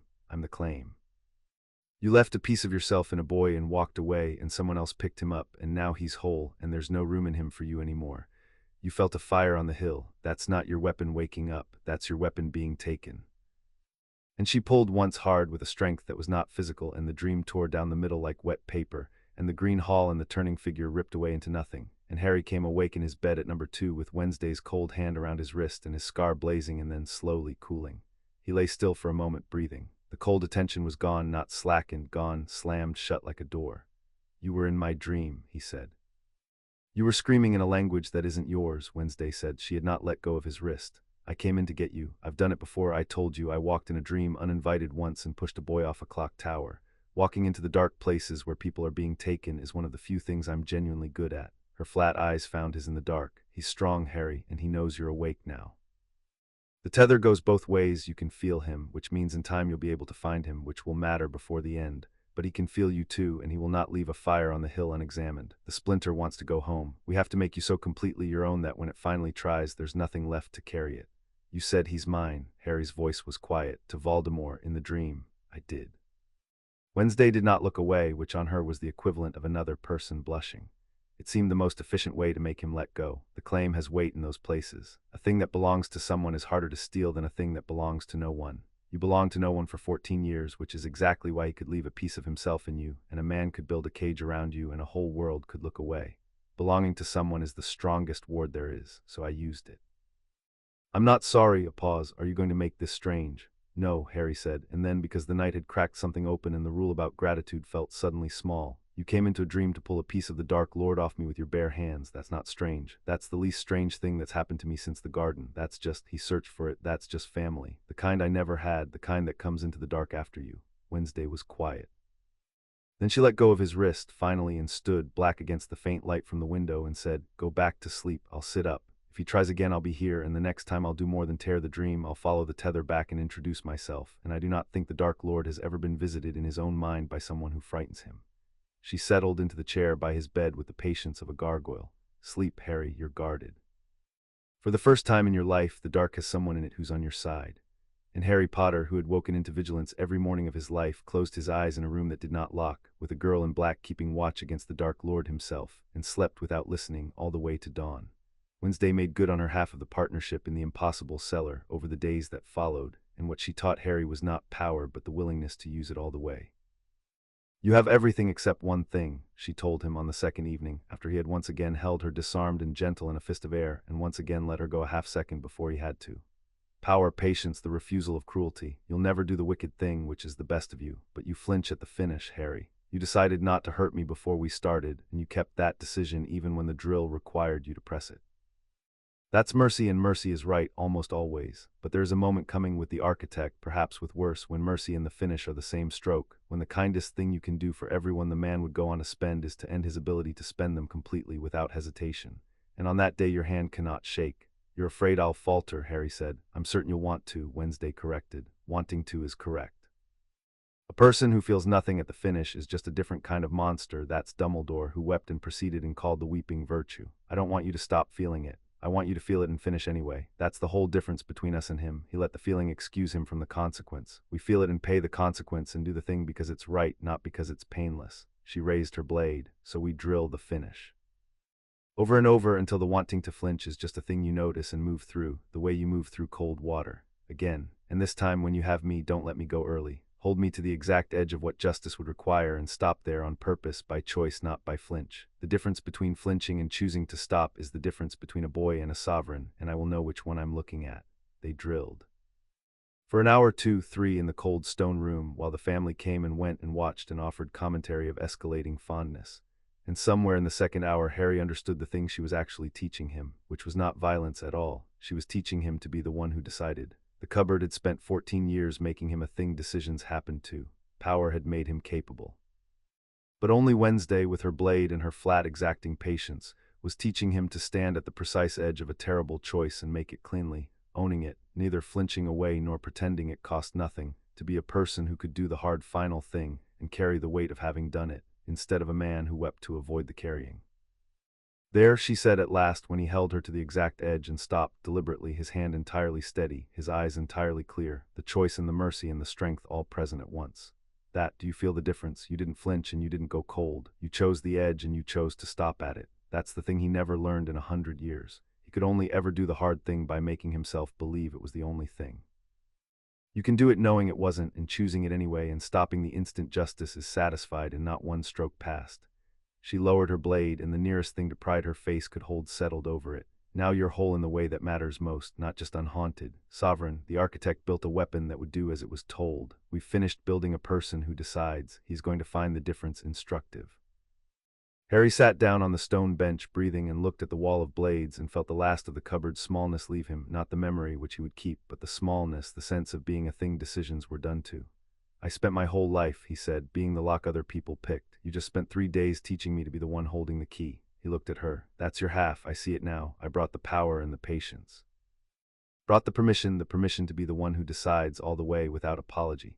No one ever gave me that before. Everyone wanted me to be brave or grateful or good on their terms. You're the first who wanted me to be in charge of myself. Of course, said Wednesday. Kept thing is boring. I told you that the first night. I didn't claim a weapon, Harry. I claimed a sovereign, and a sovereign has to be able to rule himself before he's any use ruling a battlefield. She sheathed the blade. Tomorrow we keep building the case against the architect. But tonight you've finished becoming the version of yourself he spent 14 years making sure you'd never meet. Sit with him a while. I find he's excellent company. And she sat beside him on the cold bench in the cold stone room in comfortable silence, two outcasts who had each, in their own way, just handed the other the one thing no one else had ever thought to give. Dumbledore's man came on the 9th night, and he came the way clever men send other men, deniably. Harry felt him before he saw him, the new sense, the one that had turned outward, registering a wrongness at the edge of the street that was not the ward and not the scar but a person, moving with the particular care of someone who did not wish to be moving at all. He woke Wednesday with a hand on her shoulder, and she was awake instantly, fully, the way the Addamses woke, and the two of them went to the window of number 2 and watched a figure in a long coat make its slow way up Privet Drive toward number 4, pausing at each lamp post to do something to the air that Harry recognized. He's reading the wards, Harry murmured. Dumbledore got my letter. It said everything was fine. But the wards have been telling him something different, that they're strained, that I've been fighting them, and a careful man checks a thing that 2 sources disagree about. So he sent someone to confirm I'm still the obedient boy I wrote that I was. He watched the figure crouch at the boundary of number 4. He'll check the wards keyed properly, look in on the Dursleys, maybe glimpse me asleep, and report back that all is well, unless we let him find something else. Who is he? Wednesday asked. I don't know his face, but the coat's order and the carefulness is order, and the fact that Dumbledore sent a single quiet man instead of a delegation means he doesn't want anyone, even his own people, to know he's verifying the Potter situation. Harry's eyes narrowed. Which is a gift. A secret errand is a lever. If we turn this man, Dumbledore won't know he's turned, because Dumbledore's keeping the errand secret even from the Order. Have eyes inside the enemy, and the enemy would have arranged it himself. You want to recruit Dumbledore's spy, Wednesday said, in the middle of the night in your pajamas. I want to give Dumbledore exactly the report he's expecting, Harry said, delivered by his own man so completely that he never sends another. And if the man's the kind who can be turned, if he sees what I show him and chooses right, then yes, a spy. But first we find out what he's made of, get the family, quietly. And Wednesday, he caught her wrist as she turned. We do this my way, no blades unless I say. This one we win with truth, if we can. The truth is the most disorienting weapon we have, because no one in my life has ever used it on me, and I'm betting no one's ever used it on him either. They went down to meet him. The man in the coat was at the boundary of number 4, wand out, murmuring to the wards, when the front door of number 2 opened behind him, and Harry Potter walked out into the lamplight in his pajamas, alone and unarmed and entirely unafraid, and said, They told you I'd be asleep. I'm not. They told you I'd be frightened and grateful and small. I'm not that either. Whatever Dumbledore sent you to confirm, you're about to confirm the opposite, so you have a choice to make, and I'd make it before my family comes out because they're less interested in your choices than I am. The man spun, wand up. He was younger than Harry expected, sandy-haired, with the tired, competent face of a man who'd done 100 quiet errands and believed in the cause that asked for them. Stay back, he said. Harry, Mr. Potter, I'm here to help. Professor Dumbledore is concerned for your safety. These people you're living with are listening to every word, so be careful how you describe us, said Morticia from the dark of the doorway, and the man's wand hand twitched. The Addamses had come out, not surrounding him, that would have been a threat, but simply present, arranged in the lamplight like a tableau the man could not look away from. Gomez beaming, Pugsley turning a knife, Lurch a wall of shadow, things sitting on the gatepost waving. Lower the wand, dear. If we wanted you dead, you'd have been dead at the third lamp post. Wednesday wanted to at the third lamp post. My daughter has been very patient on your behalf, and it does not last. The man lowered the wand half an inch, which was the most honest thing he'd done. What is this? This is the part where you find out what you've been doing, Harry said. You've run errands for Dumbledore for years, quiet ones. Errands you didn't ask too many questions about because he's Dumbledore and the cause is good and a man has to trust someone. His green eyes held the man's. So let me show you what one of those errands was. Come inside, read 3 pieces of paper. If you read them and still think you came here to protect me, you can walk back to him and report whatever you like and we'll let you go, my family's word on it. But if you read them and understand, then you have a different choice and we'll talk about that one inside. It was, Wednesday would reflect afterward, the boldest thing she had ever watched a person do. Disarm an enemy with an invitation, stake the whole operation on the chance that a tired errand runner still had a conscience under the cause. And it worked because Harry had read the man correctly the way he read everyone, had seen, in the carefulness and the tiredness and the half-lowered wand, a person who followed orders because he believed they were good and who had never once been shown the underside of the good. They showed him. At the long black table by candlelight they laid it out, the letter consigning a baby to a kennel, the quarterly stipend, the 14 years of Figs reports with their cold refrain, boy's spirit holding, recommend no intervention, and last Harry rolled up his sleeve and showed the man the band of scar around his wrist and the coin-sized burn on his shoulder and said, recommend no intervention. That's what the man you serve wrote in the margins of this every year while this happened. He knew. He always knew. He kept me in that house because a broken, grateful, isolated boy is easier to aim than a whole one. You've been an errand runner for the man who built the cage. I'm not asking you to believe me. I'm asking you to believe the paper. It's his seal. The man read it all. He read it twice, the way Harry had. And the candlelight showed the exact moment the cause went out of his face and left something harder and sadder behind it, the face of a man discovering that the good he'd served had a basement. My name's Tomlin, he said at last hoarsely. Order of the Phoenix, 9 years. He set the last report down. He told us you were a difficult, coddled boy who needed a firm and loving home. He told us your relatives doted on you.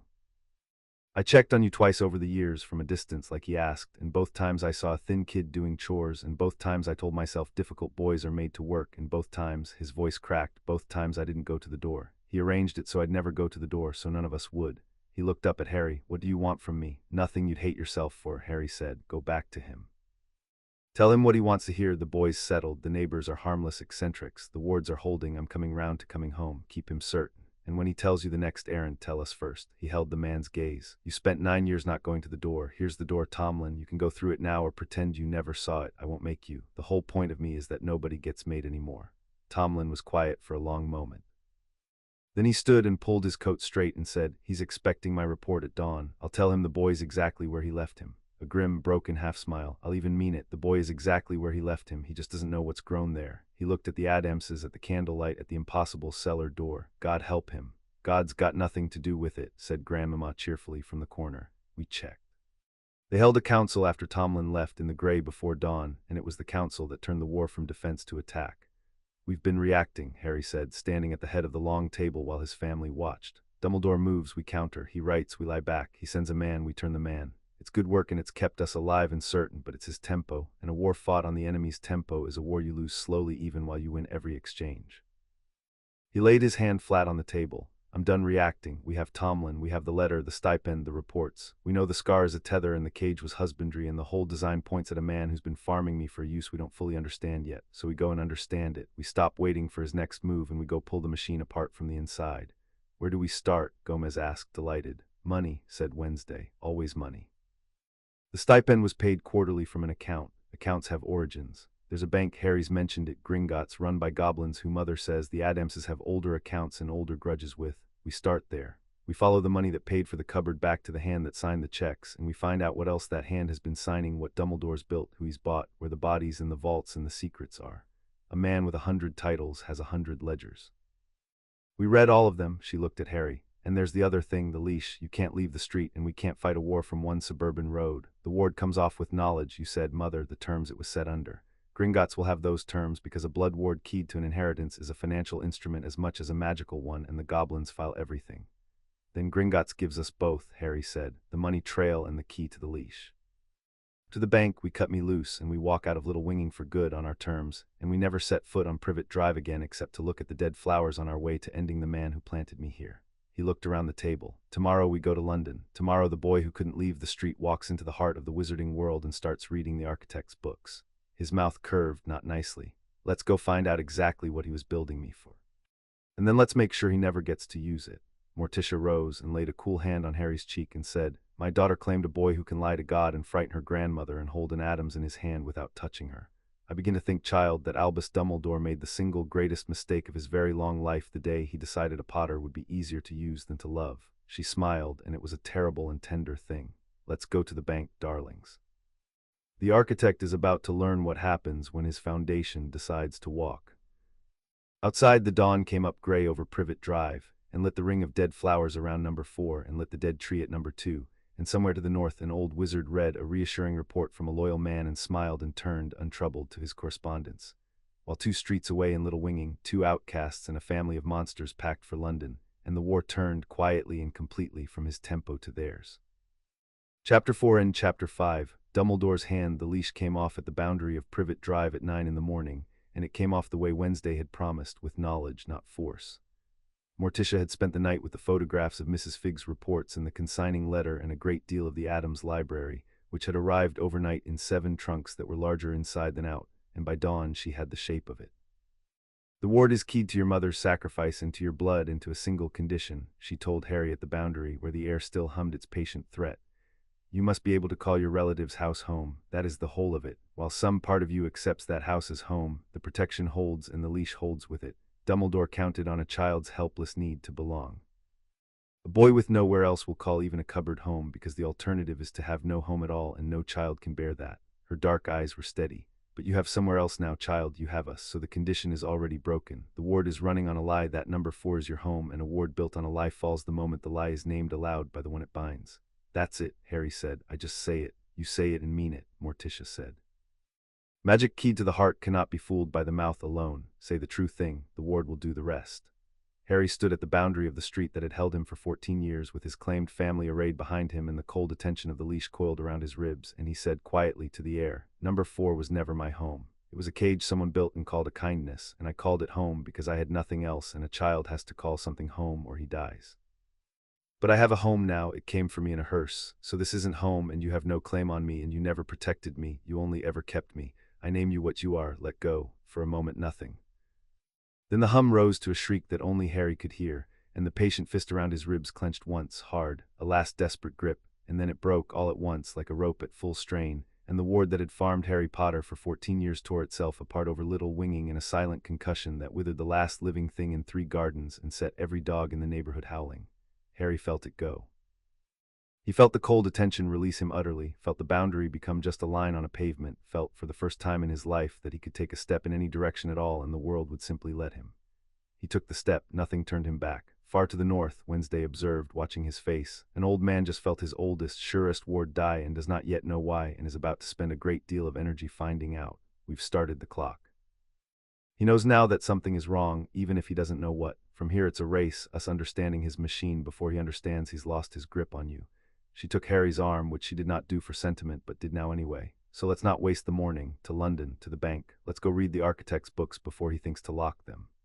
Gringotts received the Addams family the way a fortress receives an old, dangerous ally it would rather not owe a favor. The goblins knew them. That was clear the moment they entered the great marble hall. A ripple ran down the long counters, a stiffening, a current of recognition that had nothing to do with Harry and everything to do with the tall, pale woman gliding at his side. A senior goblin came down from a high desk before they reached the counter, which Harry gathered did not happen and bowed not deeply, but at all, which from a goblin was an event. Madam Addams, the goblin said. We had not expected the English branch to call in person. The accounts of your line are in order. The grudges, a delicate pause, are also in order. We keep them current. As do we, Master Griffooks elder, Morticia said. But we are not here today for the family ledgers, nor to settle the old matter of the Third War, though we have not forgotten it, and neither, I see, have you. We are here on behalf of this young man who is owed a great deal that has been kept from him, and we suspect this bank has been the unwilling instrument of the keeping. We come not as accusers, but as a family that pays its debts and collects them." Her dark eyes held the goblins. "There is profit in helping us, and there is a very old grudge in not. Choose with care, as your people always do." The goblin looked at Harry then properly for the first time, and something shifted in its ancient face. "Potter," it said, "yes, the Potter accounts have been managed, not by the heir." Distaste sharp and goblin deep, the distaste of a creature whose entire civilization was built on the sanctity of the ledger. "There has been an arrangement we have found increasingly difficult to reconcile with our principles. A magical guardian exercising rights of access and disbursement over an heir's vaults without the heir's knowledge or consent, quarterly disbursements, reallocations. We do not approve of it, Mr. Potter. We have not approved of it for 14 years. But our hands have been bound by the magical guardianship, which is recognized by the ministry and sealed by Dumbledore," Harry said. "Albus Dumbledore," the goblin confirmed, and the way it said the name made plain that the bank held a grudge of its own and had only ever lacked the standing to act on it. "Your magical guardian. The arrangement passes through this institution. We are required to honor it." "We are not required," the goblin's smile was a row of small, sharp ironies, "to refrain from showing the heir his own accounts should he appear in person and demand a full accounting, which the heir has never before done because the heir was never told he could." It bowed again. "Come, bring your terrifying family. The heir of Potter is going to read his own ledgers, and I find, Mr. Potter, that I have wanted to show them to someone for a very long time." What the ledgers showed reorganized everything Harry thought he knew about the size of his cage. They sat in a stone counting room while the goblin, its name was Ragnarok, laid the Potter accounts before them, and Harry learned, line by line, in the cold, patient language of double-entry bookkeeping, exactly how thoroughly he had been managed. The Potters had not been poor. The Potters had been very rich, an old family, an old fortune, vaults Harry had never been told existed, properties, investments, a seat, the accumulated weight of centuries. And across 14 years, all of it had been administered by Albus Dumbledore as magical guardian, and the administration told a story even Wednesday found instructive. "He didn't steal it," Ragnarok said, which was almost worse. "He is far too careful to steal. Every disbursement is documented, justified, defensible, but observe the shape." A clawed finger traced the columns. "Disbursements to 1 Vernon and Petunia Dursley, quarterly, 14 years, the stipend modest, just enough to make them complicit and not enough to make them comfortable. Disbursements to Arabella Figg, smaller, monthly, your watcher. Disbursements to a dozen others, here, names you'll recognize before we're done, people positioned around you your whole life, paid from your own fortune to play the roles assigned them. He used your gold to build your cage. He furnished your own prison with your own inheritance and filed every receipt." Ragnarok's eyes gleamed. "And here, the largest pattern, reallocations from the Potter vaults to fund the documentation calls the common defense, substantial, ongoing. Your fortune, Mr. Potter, has been quietly financing a war effort you were never told you were funding, the Order of the Phoenix and other instruments, all paid for by the orphan in the cupboard, who was told he was a charity case living on his relatives' grudging mercy." Harry sat very still. "He told me I had a little money, a trust vault, school things. He let me believe I was poor and dependent and grateful for scraps, while he spent my family's fortune on his war and paid my jailers out of my own gold." The cold clarity, vast now, almost peaceful. "He made me poor so I'd be grateful for the little he allowed me. He made me grateful so I'd be loyal. He made me loyal so I'd spend the fortune the way he wanted and never ask, and die when the time came the way he wanted and thank him for the chance. Every single piece of my life was bought and arranged and paid for from the money he kept me from knowing I had." He looked up at Ragnarok. "How much is left?" "Most of it," Ragnarok said. "He is careful, as I said. He spent freely, but he did not loot. Looting would have left a hole, and a hole invites questions, and the man asks questions of everyone and permits none about himself. The Potter fortune is substantially intact. It is also, as of the moment you walked in and demanded a full accounting in the presence of witnesses, no longer his to administer." The goblin's smile widened. "Magical guardianship may be challenged by a competent heir who appears in person and demonstrates capacity. You are 14, which is young, but you have arrived in the company of an ancient and recognized magical house prepared to sponsor your emancipation, and you have, I observe, capacity to spare. Sign here, Mr. Potter, and the bank will recognize you as the active heir of your line and freeze the guardian's access pending review, and Albus Dumbledore will discover, the next time he reaches for your gold, that the orphan has taken back his own vault." Ragnarok produced a document and a knife. "It requires blood. We are goblins. Everything important requires blood." Harry took the knife. "Wait," said Wednesday, and everyone looked at her. She was studying the ledgers with her flat, total attention, and she had found something. before he signs. Ragnock, the ward terms, the blood ward at Privet Drive, it's a financial instrument as well as a magical one. You said the Addams kind always our mother. It would have been registered here. I want its full terms, and I want the date it was set, and I want to know one thing." Her dark eyes lifted to the goblin. "Was it set before or after the prophecy?" The room went very quiet. "What prophecy?" Harry said, and Wednesday looked at him, and for once there was something almost gentle in her flatness, the gentleness of a person about to hand you the last and worst piece of the machine. "The one he's building you toward, Harry, the reason for all of it. The cage, the cracks, the splinter in your scar, the gratitude, the martyrdom we keep circling, none of it makes sense as cruelty, because the man isn't cruel, he's worse, he's purposeful. There has to be a purpose large enough to justify 14 years of patient engineering to a man who genuinely believes he's good, and the only thing large enough is a prophecy." She turned back to Ragnock. "Banks like yours register the wards, but they also hear the gossip, because gold flows where prophecies point. You know what I'm asking for. Show us. Show him what he was made for." Ragnock looked from Wednesday to Harry, and something almost like pity crossed its ancient face, and from a goblin, pity was the most alarming thing of all. "Sign first, Mr. Potter," it said quietly. "Take back your gold, and then, yes, I will tell you what the wizarding world whispers Albus Dumbledore has been raising you to do. You will want to be a wealthy man when you hear it. It is easier to face one's own intended death from behind one's own fortune." The knife caught the lamplight. "Sign. And then we will speak of the prophecy, and of the boy who was bred to die for a cause, and thank the man who arranged it." Harry set the knife to his palm, and signed his name in his own blood, and took back the first thing Albus Dumbledore had stolen from him, and braced himself, with the cold clarity that was the best of him, to learn the size of the rest. Before they read the architect's correspondence, they caught one of his hands and questioned it in the Addams manner, and learned the shape of the network from the inside. The name had come out of the Gringotts ledger Daedalus Styraxton, a minor order functionary who had drawn quiet quarterly payments from the Potter vaults for logistical services across a decade, and whom Tomlin identified, grimacing, as the man Dumbledore used for errands too grubby for the believers and too sensitive for strangers. A fixer, the sort who arranged the unarrangeable and forgot it afterward. If anyone knew the operational shape of the cage, who else was paid, what they watched for, what the architect's contingencies were, it was the man who had built the plumbing. They took him on a Thursday off a London street with an efficiency that would have alarmed Styraxton if he'd had time to be alarmed.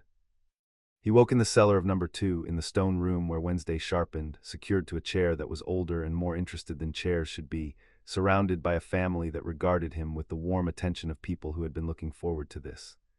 "Now," said Morticia, drawing up a chair of her own, "you mustn't be frightened, Mr. Styraxton. We are not going to hurt you. The Addamses do not hurt people for information. It's vulgar and it produces lies, because a man in pain will say anything to make the pain stop.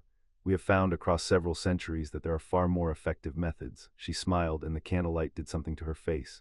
"We are simply going to keep you company, for as long as it takes, down here with us, where it's quiet and dark and where the things on the walls have opinions. My son Pugsley has been wanting to show someone his collection. My mother would like to read your future, which I will tell you now is not long and not pleasant if you remain unhelpful, and considerably longer if you don't. And my daughter," Morticia gestured at Wednesday, who sat across from Styraxton doing nothing whatsoever except looking at him, unblinking with the patience of erosion, "my daughter will watch you. She is very good at watching. She once watched a man for 9 hours without moving until he confessed to a crime he had not yet committed, simply to end the watching. We have all night, Mr. Styraxton. We have all week. We are family. We are never bored. Are you?" Styraxton lasted 40 minutes against the watching, which Wednesday considered respectable. What he gave them once he started was the whole architecture.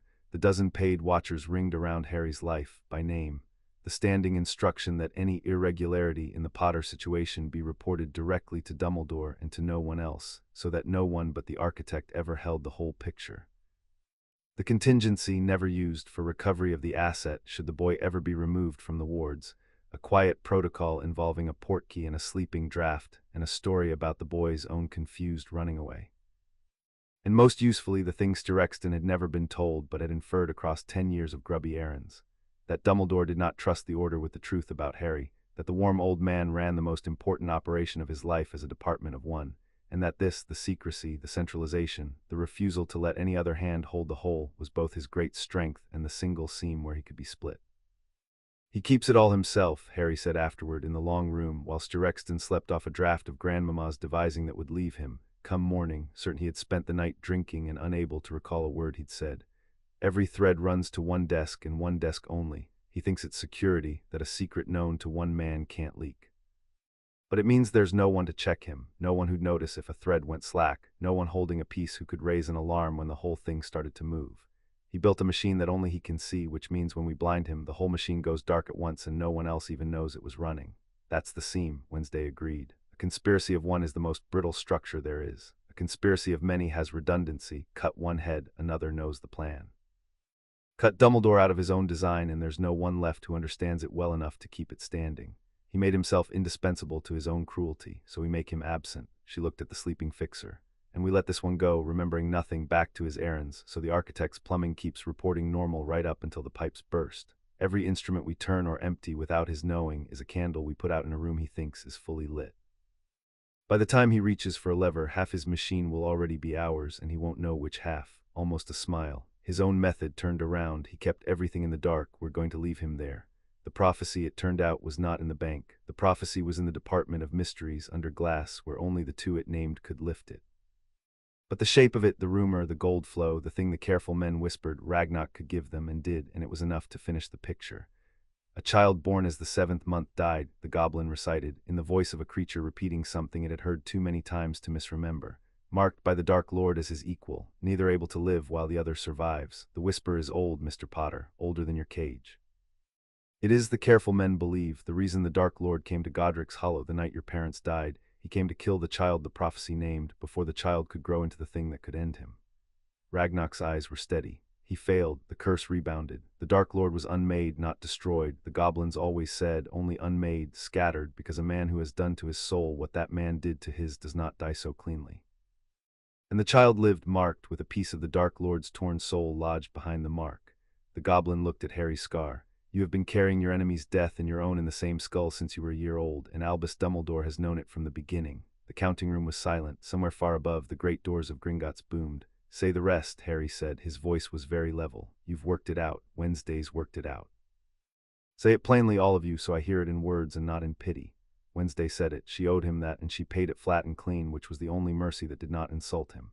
Neither can live while the other survives. That's the line that organizes everything. It means one of you has to die for the other to be finished. And you carry a piece of the Dark Lord's soul behind your scar, a piece that has to be destroyed before he can truly die. Her dark eyes did not leave his. So Dumbledore did the arithmetic, Harry, the way I do it, the way you do it, cold and complete, and certain he was right. The piece of soul has to die. It lives in you. Therefore, at the necessary moment, you have to die willingly, probably, because the man would want it clean and meaningful and useful. He's been raising you for it. Every piece of the cage was in service of one outcome, a boy who would walk to his own death at the appointed hour and be grateful for the chance to be useful, because he'd been made grateful and isolated and martyr-shaped and taught that love means sacrifice and that his whole worth is in what he gives up for the cause. She paused. He didn't cage you to break you. He caged you to aim you. You were never the hero of his story, Harry. You were the bomb he intended to walk into the enemy and detonate. And the cruelest, most brilliant part, the part I'd admire if I didn't intend to end him for it, is that he meant for you to volunteer. Harry was quiet for a long moment. The thing in his scar was very still, listening perhaps to the sound of its own purpose spoken aloud. He's not even wrong, Harry said at last, and the room tensed. That's the part you're all waiting to see if I understand. The arithmetic might be right. The soul piece might have to die. Maybe one of us does have to fall for the other to be finished. Dumbledore's logic isn't insane. It's the logic of a man who genuinely believes the cause is worth a child, and who is too proud to ask the child, because asking would mean admitting the child is a person and not a weapon, and a weapon you can spend and a person you have to mourn. He looked up, and his green eyes were cold and clear and entirely his own. Here's where he's wrong, not the arithmetic, the theft. He decided my death was necessary, and then he stole every other option from me so I'd have nothing left but to agree. He made it so the only way I could matter was to die for him. That's not asking a man to sacrifice. That's manufacturing a sacrifice and calling it a choice. And the thing he never accounted for, Harry's mouth curved, is that I'm not cracked anymore. Your family made me whole, and a whole person looking at that arithmetic doesn't ask, how do I die well for the cause? He asks, how do I solve this without dying at all and end the man who tried to spend me? He gave me a problem and stole every solution but his. I'm going to find another one, and then I'm going to make him watch me live. Wednesday looked at him, and there was the awe again, naked this time. You took the worst news a person can receive, she said, and turned it into a project, in under a minute, Harry. I have read about saints, and I have read about monsters, and I have never read about anyone who could do what you just did with their own death sentence. I had practice, Harry said. 14 years of practice taking the worst thing and turning it into inventory. He trained me for it himself, by accident. The cupboard taught me that despair is inefficient and that any problem is just a lock you haven't picked yet. He turned to Ragnarok, the soul piece. You said it has to be destroyed. Is there a way to destroy it without destroying me? The goblin's eyes gleamed. Now that Mr. Potter is a goblin question, there are ways, old ways, expensive ways. The bank knows several, for we have had cause across the centuries to separate things that should not share a vessel. They are difficult, they are dangerous, they are entirely possible for an heir with a fortune and a terrifying family and a reason. Ragnarok bowed. Dumbledore believed there was only one way because he wanted there to be only one way, because the one way also gave him a martyr and a clean end to the war and a story in which he wept at the necessary grave. A man who needs a particular answer stops looking once he finds it. You will not stop looking. That is the difference between you and your guardian, and it is the difference that will end him. The goblin straightened. Take the bank's help. We have a grudge to settle and a principle to vindicate, and you have given us the standing to do both. The vaults of Potter are open to you, the guardian is frozen out, and the resources of Gringotts are, for this matter, yours. What would you have us do first? They intercepted the architect's correspondence next, and it was Tomlin who made it possible, and what they read in it gave Dumbledore a voice in the story at last, a calm, warm, terrible voice, reasonable all the way down.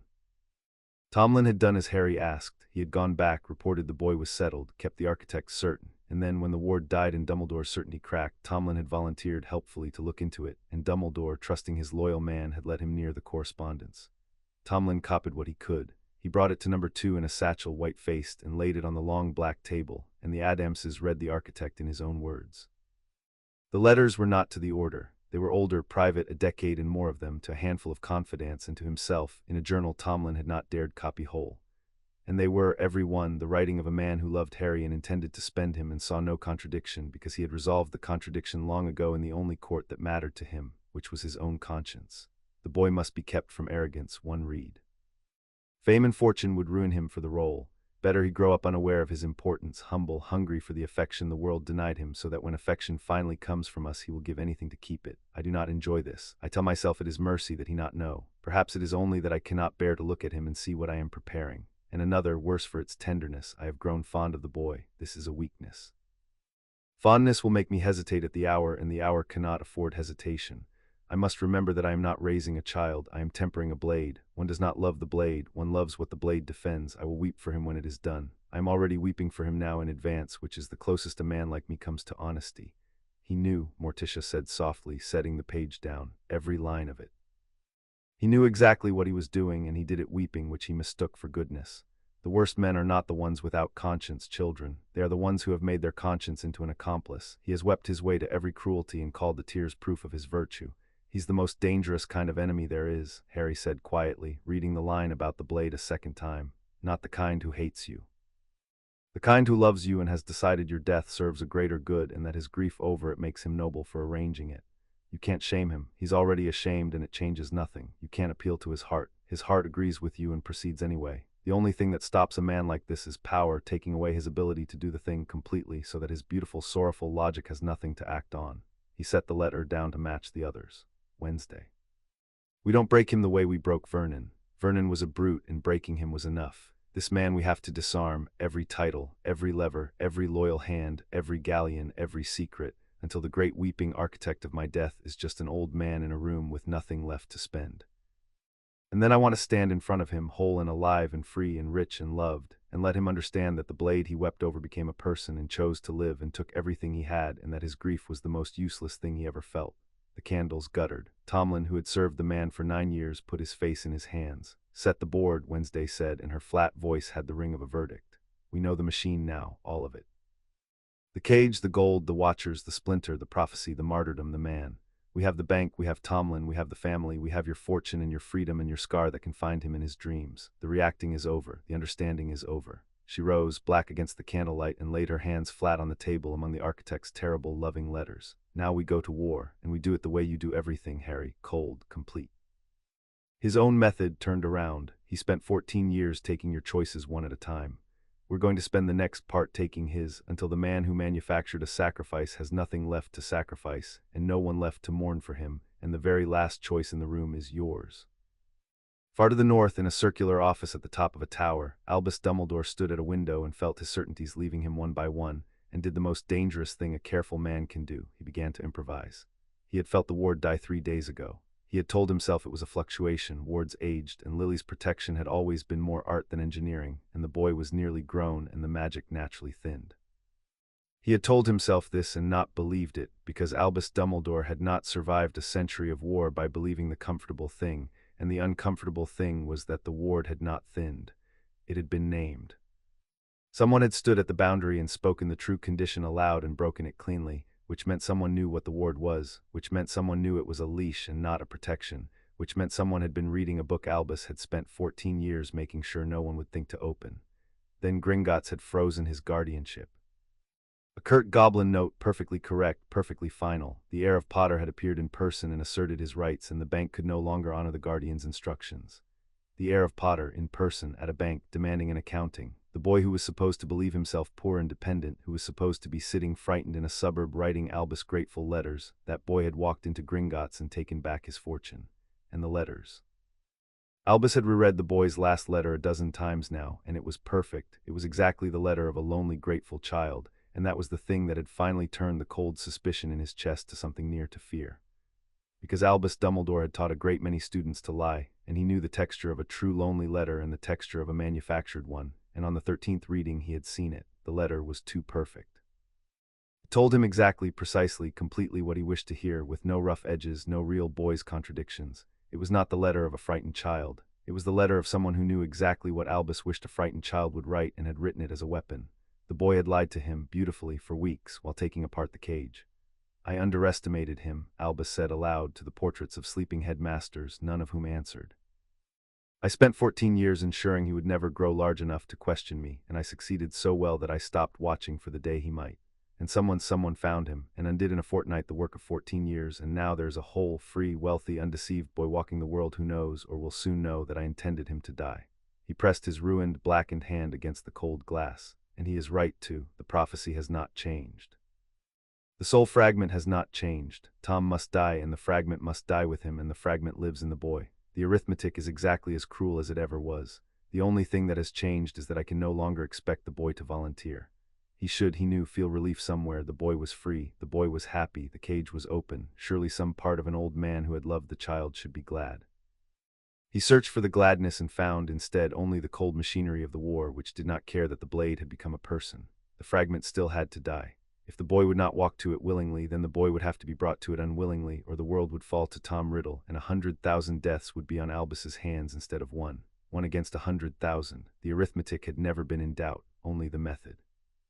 Then we changed the method, Albus told the portraits, and the warmth came back into his voice, the awful reasonable warmth, the voice that had talked 1,000 people into 1,000 sacrifices for their own good. If the boy cannot be persuaded, the boy must be protected, protected so closely, so lovingly, surrounded by such care, that when the hour comes there will be no one to spirit him away from it. I will not be his jailer, I will be his savior. I will offer him everything he wants, truth, partly, affection, genuinely, a place at the center of the war, and I will fold him back into the cause so warmly that he forgets he ever wanted out. And when the hour comes, I will be standing beside him with tears in my eyes, and I will tell him that only he can save them all, and he will believe it because it will be true. The old man's blue eyes were wet and entirely without surrender. Whoever has taken him will be removed, gently if possible.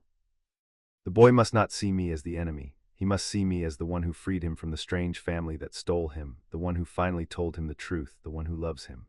I will become the rescuer the boy has always longed for. It is the cruelest thing I have ever planned, and I will weep the whole while, and I will do it, because one death is cheaper than 100,000, and I am the only one with the stomach to keep the books. He sat at his desk, dipped his quill, and began to write letters, summonses, the first warm and reasonable moves of a man reasserting his grip.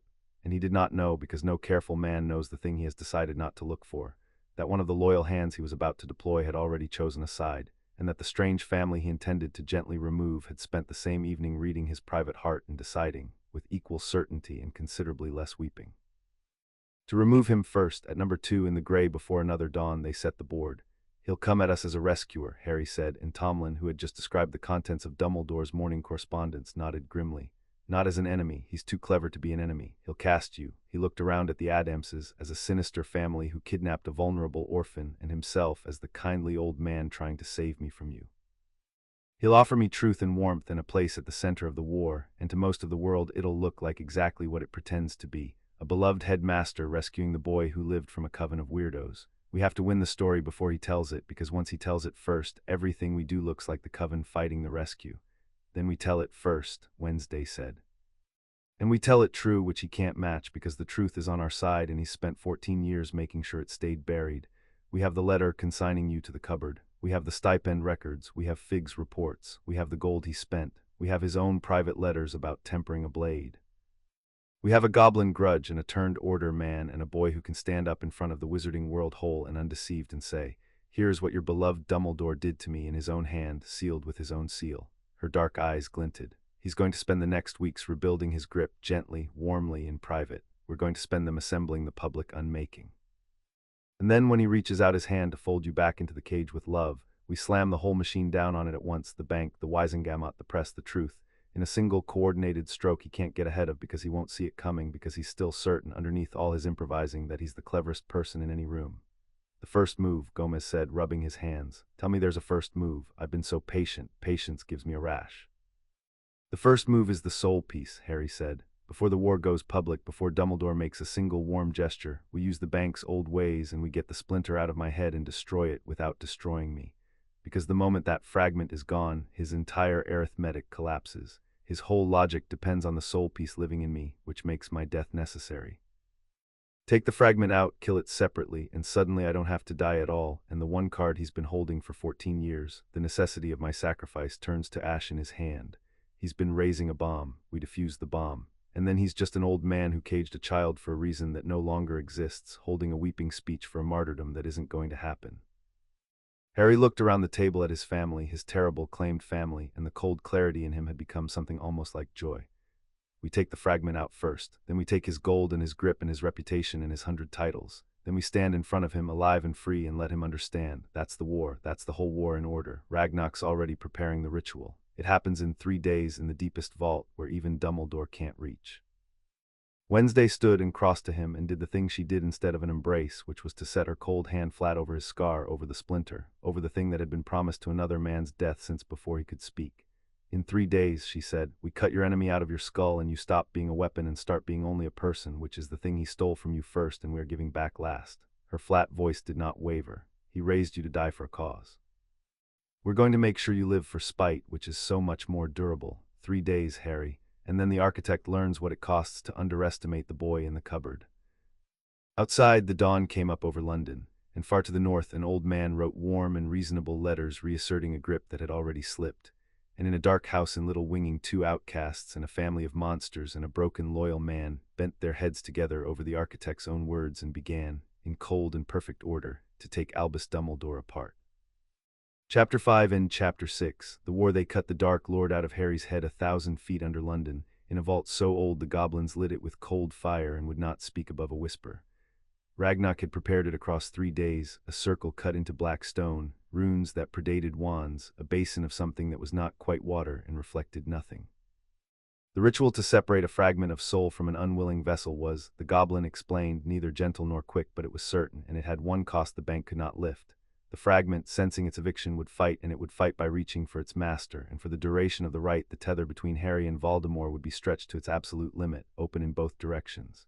He will feel you fully, Ragnarok said, more fully than ever, and you will feel him. There is danger in that for a mind less whole than yours has become. You must hold to yourself while we pull the other thing out. If you slip, if you reach back down the tether instead of holding to the circle, we will lose you both into the dark, and not even goblins go there. He won't slip, Wednesday said. She stood at the edge of the circle where Ragnarok had grudgingly allowed her, because Harry had refused to do it without her, and because the goblin had taken one look at the girl and decided she was load-bearing. I'll be in with him, the way I was in the dream. If he starts to slip, I'll be the thing he holds to instead of the tether. He holds to me, I hold to the circle holds to the bank. A chain is only as strong as its anchor, and I am a very unpleasant anchor to move. Ragnarok looked at her for a long moment. The English do not let outsiders into a soul rite. I'm not English, said Wednesday, and I'm not an outsider, I'm his. Begin. They began. Harry lay in the circle and the cold fire dimmed and the goblin's whisper became a single sustained note, and Ragnarok set his clawed hands above Harry's scar and began with infinite slowness to pull. It was not pain at first.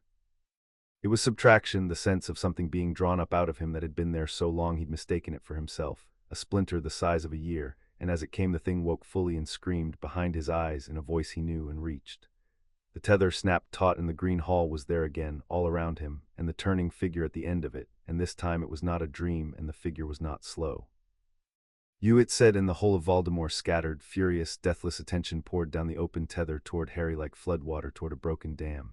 You let them dig me out. You were mine, boy, you were the door I left ajar, you were going to be the way I came back, and you would give that up. For what? For a circle of goblins and a child in black. I am the only immortality you will ever touch. Reach for me. Reach, and Harry felt the pull of it, the terrible gravity of the other end of his own torn soulmate, felt himself begin to lean toward the green hall, because the fragment in him wanted to go home, and it was still, for one more second, part of him, Harry. Wednesday's voice, flat and cold and entirely present, from inside the circle, from inside the dark with him, where she always came. Look at me, not at him, at me. And he turned in the green hall, away from the floodwater and the turning figure, and she was there, black against the green, her hand out. You asked me once what I bring, this is it. He's offering you immortality. I'm offering you a Tuesday. A real one with weather and a partner who's difficult and a future you have to build instead of one that was assigned to you. He's the death someone planned for you. I'm the life you get to choose. Reach for the Tuesday, Harry, reach for me. And Harry Potter, who had decided at 6 years old that he was not afraid of dying, and had spent 14 years learning that any problem was just a lock, looked at the Dark Lord offering him the only immortality he'd ever touch, and looked at a girl in black offering him a difficult Tuesday, and reached for the Tuesday. He took Wednesday's hand. He held to her and she held to the circle, and the circle held to the bank, and Ragnarok pulled, and the splinter, the door left ajar, the ear-sized piece of another man's deathless malice, tore free of Harry all at once, and the tether, with nothing left in Harry to anchor it, snapped. The green hall blew apart. The turning figure screamed thin to nothing and was gone, slammed away across the whole of England, severed and far away in a ruined manner. A half-made thing that had been reaching toward London recoiled, suddenly and absolutely cut off from the boy it had been promised, weaker by exactly the piece of itself it had lost, for the fragment, drawn up out of Harry's scar, hung now over the black basin in the cold fire, writhing, a wisp of screaming dark. And Ragnarok looked at it without mercy and said a single word in gobbledygook, and the basin's not quite water rose up and took the fragment down into itself and unmade it, and the screaming stopped, and the vault was silent. Harry came back to himself in the circle, whole. He lay still for a moment, and then he understood what was different, and it nearly undid him in a way the cupboard never had. The cold attention at the back of his skull, the second presence he had carried so long he'd stopped feeling it, the thing that had made him see green flashes and feel borrowed rage, was gone. He was alone in his own head. He was only himself. For the first time since he was 1 year old, Harry Potter was a single, whole, unhaunted person, and the necessity of his death, the keystone of 14 years of someone else's arithmetic, had just dissolved into a goblin basin 1,000 feet under London. "It's gone," he said. His voice shook once and then was steady. "He's gone. I'm just me. The arithmetic's broken. I don't have to die for any of it now." Wednesday was still holding his hand. She had not let go through any of it. "No," she said, "you don't. You get the Tuesday." And then, because the moment was too large and the Addamses did not do moments that large without leavening them, she added flatly, "You chose a difficult girlfriend over immortality. I want that on the record. I've never been chosen over immortality before. It's setting an inconvenient precedent for the rest of my life." Harry laughed, a real one, cracked and astonished, and Ragnarok, watching the two of them, said to no one in particular, in the tone of a goblin who has witnessed something rare enough to put in the bank's oldest ledger, "Albus Dumbledore spent 14 years and a fortune raising a sacrifice. And a girl in black undid it in an afternoon with a hand and a Tuesday. The English will never understand what happened to them." He helped Harry to his feet. "It is done, heir of Potter. The Dark Lord is diminished by the piece he lost and severed from his door into the world. He is not ended. That is a longer war, and yours to choose or refuse now that it is not compulsory. But the man who arranged your death no longer has a death to arrange." The goblin's eyes gleamed cold in the cold fire. "Now, you came to me with a second war. Shall we go upstairs and ruin a headmaster?"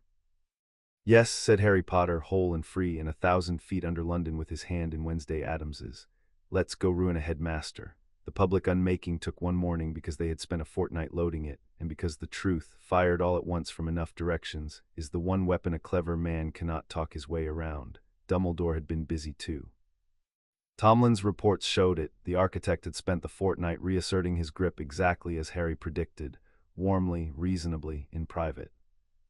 He had let it be known in the right quiet circles that the Potter boy had fallen under the influence of a dangerous foreign family with dark associations, that the dear, troubled child had been manipulated, perhaps confounded, certainly led astray, that the kind thing, the necessary thing, would be to recover him and shelter him from the people exploiting his grief.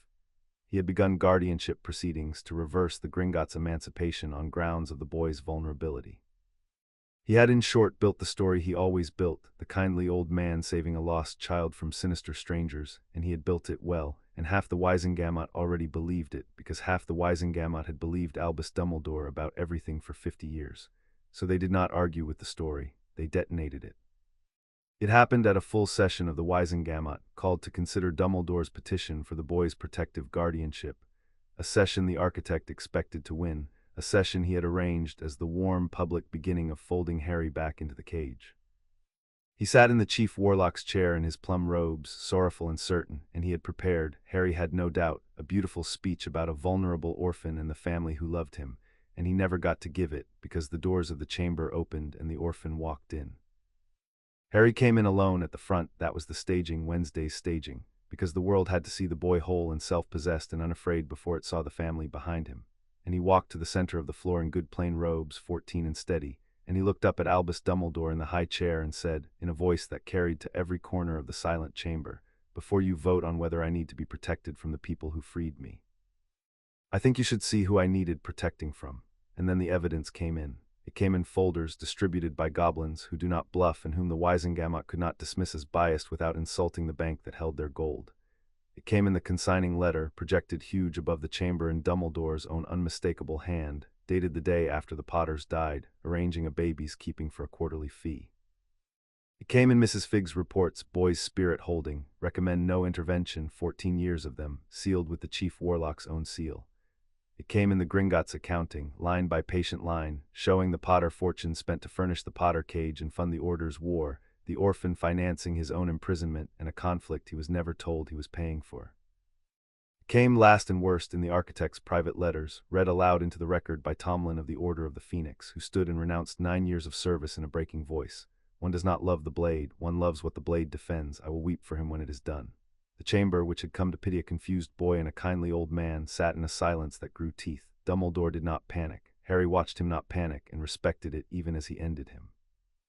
The old man rose and spread his hands, and his voice when it came was warm and grave and reasonable all the way down, the voice that had talked 1,000 people into 1,000 sacrifices. "Every word you have heard is true," he said, and the honesty of it rocked the room because they had expected denial.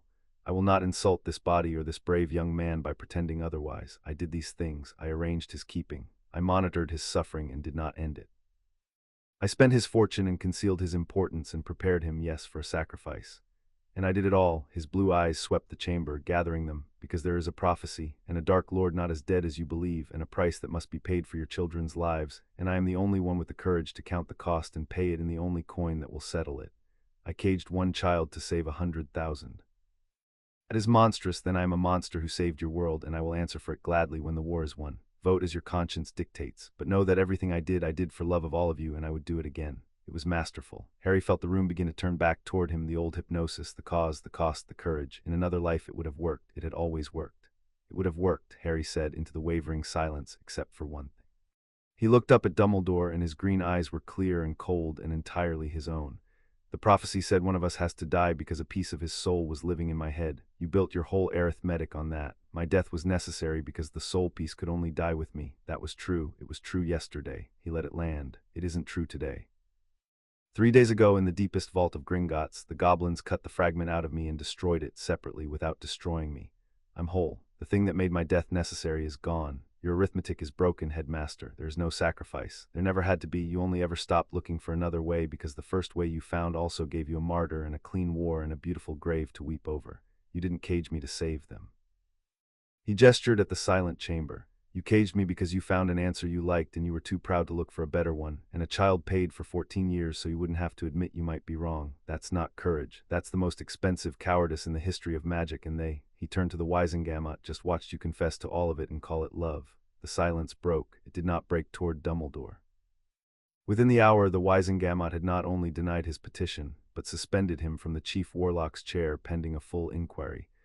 Within the day, the International Confederation, scenting blood, had begun proceedings to strip the title of Supreme Mugwump. Within the week, the Order of Merlin Committee had convened to consider revocation. The Hogwarts Board of Governors had voted to suspend the headmaster pending review of the safety of children in his care. And the Daily Prophet, which had eaten from his hand for 50 years, had turned on him with the particular savagery of a creature that has discovered its master was never as strong as it feared. The titles came off one by one, exactly as the cage had come off Harry with knowledge, named aloud in public irreversibly. His own method turned around, Wednesday observed, reading the morning's prophet at the long black table while the architect's reputation came apart across the front page. He built his power on a story, the kindly all-knowing protector, and we didn't fight the story. We just showed everyone the basement under it, and a story with a basement can't stand. He spent a fortune and 14 years making you small so you'd be easy to spend. We spent a fortnight in the truth making him small so he'd be impossible to follow. She set the paper down. He has no titles now, no board, no chamber, no press, no order. Tomlin's testimony broke the order's faith more thoroughly than any of it. The gold's yours, the school's reviewing him. In a fortnight we've taken everything from him but the thing he cares about most. Which is? Harry asked, though he knew. The certainty that he was right, said Wednesday. That's the last title, the one no committee can revoke, and that partner we don't take with documents, that one you take in person. Her flat eyes met his. He'll run. A man who's lost everything but his certainty runs to the one place he can still feel like the hero of his own story, and for Albus Dumbledore, that place is wherever he thinks he can still save the world without us. He'll go after the Dark Lord himself alone, to prove the sacrifice was real and necessary, and that he was right all along. He'll try to win the war single-handed so history remembers the cost is worth it. She rose. So we don't let him have it. We get there first. We end the architect's war on our terms with him watching, alive, undeceived, and we let the last thing he learns be that the world was saved completely without his beautiful necessary grave. That's the only stroke left that he'll actually feel. The Dark Lord's servants came for Harry before the architect did, and the speed with which they were ended became its own kind of announcement to the wizarding world.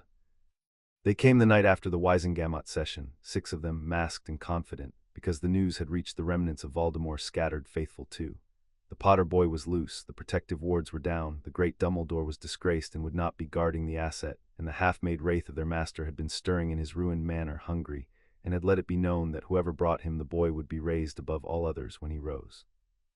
So they came to number 2 Privet Drive in the dark, expecting a frightened teenager and a house full of muggle eccentrics, and they made between them exactly one sound of surprise before the night closed over them. Harry felt them at the boundary, the new sense turned fully outward now, alive to every wrongness for half a mile, and he and Wednesday were waiting in the dark front garden when the first mask came over the dead-flowered wall, and what followed was not a battle. A battle implies 2 sides with a chance. This was a demonstration. Harry had spent 3 months becoming whole, and a whole Harry Potter with the Elder Wand and 4 years of suppressed power finally unsuppressed was a thing the wizarding world had no recent experience of. He did not duel the Death Eaters. He disassembled their attack the way he had once disassembled Mrs. Fig's locks, patiently, totally, from the inside. Their first volley of curses simply stopped in the air, caught and held, their wands turned in their hands, the ground they stood on developed opinions. And where Harry was overwhelming, Wednesday was surgical. She moved through the confusion he created with a blade and a calm that was somehow more frightening than the magic. And the Addams family flowed out of the dark house behind her, Lurch a wall, Gomez laughing, Pugsley's knives singing, thing at throats, Grandmama doing something to the air that made grown men weep for their mothers. And in under 4 minutes 6 of the Dark Lord's faithful were disarmed, bound, and arranged on the lawn for the Aurors, alive, because Harry had been clear about that too. Alive and broken and able to tell their master exactly what had happened to them. That's the message, Harry said, as the Aurors arrived to collect the Ketch Aurors who had come braced for a massacre, and found instead a tidy delivery and a 14-year-old who handed them 6 prisoners and a written account. Not to the Ministry, to Voldemort. I let them live so they'd carry it back, that the boy he was promised is awake and whole and not alone, and that the next time he wants me he'll have to come himself because his servants aren't coming back from the trying. He watched the Aurors levitate the prisoners away into the dark. He'll come. He won't be able to help it. A creature like that can't tolerate a thing it was promised choosing to be free. We've just made certain that when he comes personally, and we get to choose the ground. The Ministry, for its part, did the thing frightened institutions do. It changed sides loudly and late. The minister himself came to number 2 within the week, a nervous man in a green bowler who had spent the autumn discovering that everything he'd believed about Dumbledore was a fiction, and who now wished, urgently and publicly, to be on the correct side of the boy who had unmade him. He offered Harry things, a special commendation, a seat on a committee, an Auror guard. Harry declined the guard, accepted nothing he didn't want, and extracted, in exchange for the public goodwill the Ministry so badly needed, the one thing he did want, a full pardon and emancipation, formally recorded, placing Harry James Potter beyond the guardianship of any man for the rest of his life, witnessed and sealed and irreversible. You turned the Minister of Magic into a notary, Wednesday observed afterward with deep approval.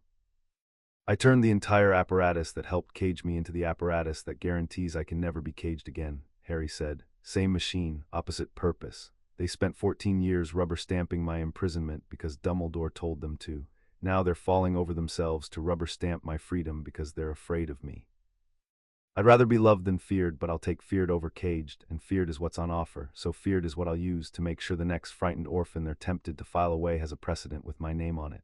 He set the sealed emancipation in the growing stack of the war's paper victories. The Death Eaters were the easy part. They came at me with curses, and curses I can answer. The hard part was always the men with paperwork and good intentions. Those I had to answer with better paperwork and worse intentions, and we did, and now the law itself is on our side, which means when the architect makes his last move, he makes it as a private, disgraced old man against a sovereign the whole world has signed off on. He looked north, toward the cottage where Dumbledore wrote unanswered letters. He's running out of board, let's go take the last of it. Dumbledore did not run. Dumbledore set a trap because Albus Dumbledore had one certainty left, and he was prepared to risk everything to protect it. He did not believe the fragment was gone. It was, Wednesday said afterward, the most predictable thing he did, and the most dangerous because it came from the one place in him that no evidence could reach. A man whose entire life had been organized around the necessity of Harry's death could not accept that the necessity had simply dissolved, any more than a man could accept that the ground had stopped existing. So he told himself the goblins had lied or failed or been deceived. He told himself the boy had been fooled, that the fragment slept on, that the sacrifice remained as needful as ever, and the boy is doomed. He had to tell himself this. The alternative was that 14 years and a child's whole life had been spent for nothing, and no man weeps his way through that and survives the knowing. So he built one last move, and it was clever, and it nearly worked. The message came to number 2 by a route that was meant to look desperate and accidental. A frightened owl, a hurried note, Tomlin's hand. He took me. He knows I turned. He has me at the old place, Godric's Hollow, the ruin of your parents' house.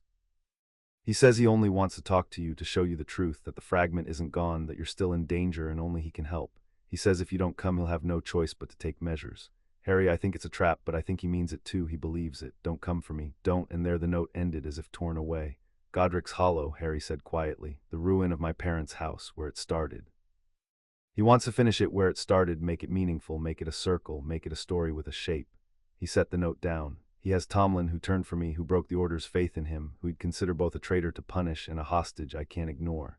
And he's offering the one thing he thinks I still can't refuse, proof that the fragment's gone, that I'm safe, that I don't have to die, except the proof will be the trap. He'll get me there alone to the place my mother died, and he'll do whatever he's planned to complete the sacrifice he can't let go of, weeping the whole while. It's a good trap, Wednesday said, reading it over his shoulder. It uses everything true about you, your loyalty to Tomlin, who took a risk for you, your need to see the place where it started, even your compassion. He's betting that the boy who didn't put his uncle in the cupboard won't leave the man who turned for him in Dumbledore's hands. Her flat eyes lifted. He's not wrong about any of it. You are loyal and you do want to see Godric's Hollow, and you won't leave Tomlin. Those are all true. That's what makes it a good trap. A good trap is built entirely out of the target's virtues. Then we don't disarm the virtues, Harry said. We disarm the surprise. He's built a trap out of everything true about me, except one thing he doesn't know is true anymore because he can't let himself believe it. He thinks I'm still the boy he raised, alone, isolated, with no one who'd come into the dark after me. He's planning for one boy walking into a ruin. Harry looked around the long black table at his family. He has no idea he's not setting a trap for one person. He's setting it for all of us. He's been so certain I'm alone for 14 years that he literally cannot conceive of me arriving with backup, because the whole point of the cage was to make sure I never had any. His trap has a hole in it exactly the shape of a family he refuses to take seriously. Wednesday almost smiled. Walk me through it. He expects me to come alone because his story requires me to be alone, the lonely martyr at the place of his birth, so I come alone, visibly, through the front into the ruin, exactly as he scripted. I give him his scene. Harry's voice was cold and clear and moving fast now, the tactical clarity the Addamses had learned to recognize as the sound of a lock being picked. And while he's looking at the lonely boy he's been expecting for 14 years, the rest of you are already inside the ruin, because thing can get anywhere and the Addams blood magic can hide a hearse in a graveyard, and a graveyard is exactly where you all do your best work. You're the part of the trap he didn't build. When he springs his, we spring ours, and he discovers, too late, in the place he chose for its meaning, that the isolated weapon he raised brought a family to his ambush. Harry met Wednesday's eyes. He made me alone so I'd be easy to take. We turn it around one more time. He gets the alone boy he built, and then he finds out the boy isn't alone anymore and never will be again, and that the cage's whole purpose failed the day a hearse stopped outside number 4. Saves the other, Wednesday murmured. You'll walk into his trap to free Tomlin, knowing we're already inside it to free you. He thinks he's trapping a lonely boy. He's actually walking himself into a room full of Addamses, which is a thing that has historically not ended well for anyone. She rose, and the family rose with her, Gomez delighted, Morticia serene and terrible, Pugsley already checking his knives, Lurch cracking his enormous knuckles, Grandmama cackling, Thing vaulting onto Harry's shoulder. Godric's Hollow, tonight he chose the place where your story started to end it. We're going to let him have the symmetry, and then we're going to ruin it, which is the most Addams thing imaginable. Father, bring the hearse around, we're going to graveyard, the good kind. The kind with a wedding feeling, Gomez said happily, already moving. The kind, Wednesday agreed, where the architect of my partner's death learns that he should have left him in the cupboard, because the boy in the cupboard grew up and got claimed and brought his whole terrible family to the reckoning. She took Harry's hand. Let's go give an old man the lonely scene, he ordered, and then let's give him ours. Harry walked into the ruin of his parents' house alone, as ordered, and gave the architect the lonely scene he had been writing for 14 years. Godric's Hollow lay under a thin moon, and the house where his story began was a shell, one wall standing, the upper floor open to the sky, the place where a curse had rebounded and a dark lord had been unmade, still faintly cold to the touch after all these years. Tomlin sat bound against the standing wall, alive, gagged, his eyes wide and trying to say run. And in the center of the ruin, in his plum robes, beside a low stone altar he had no business having built there, stood Albus Dumbledore, alone, sorrowful, certain, exactly as Harry had known he would be. Harry, the old man said, and the warmth in it was real, which was the worst of him. Thank you for coming, I knew you would. Whatever else they have made you believe, you are still, at the root, a boy who will not abandon a friend. That has always been the best of you.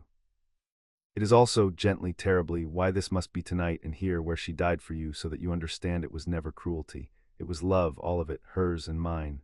You think the fragment's still in me, Harry said. He did not move toward the altar.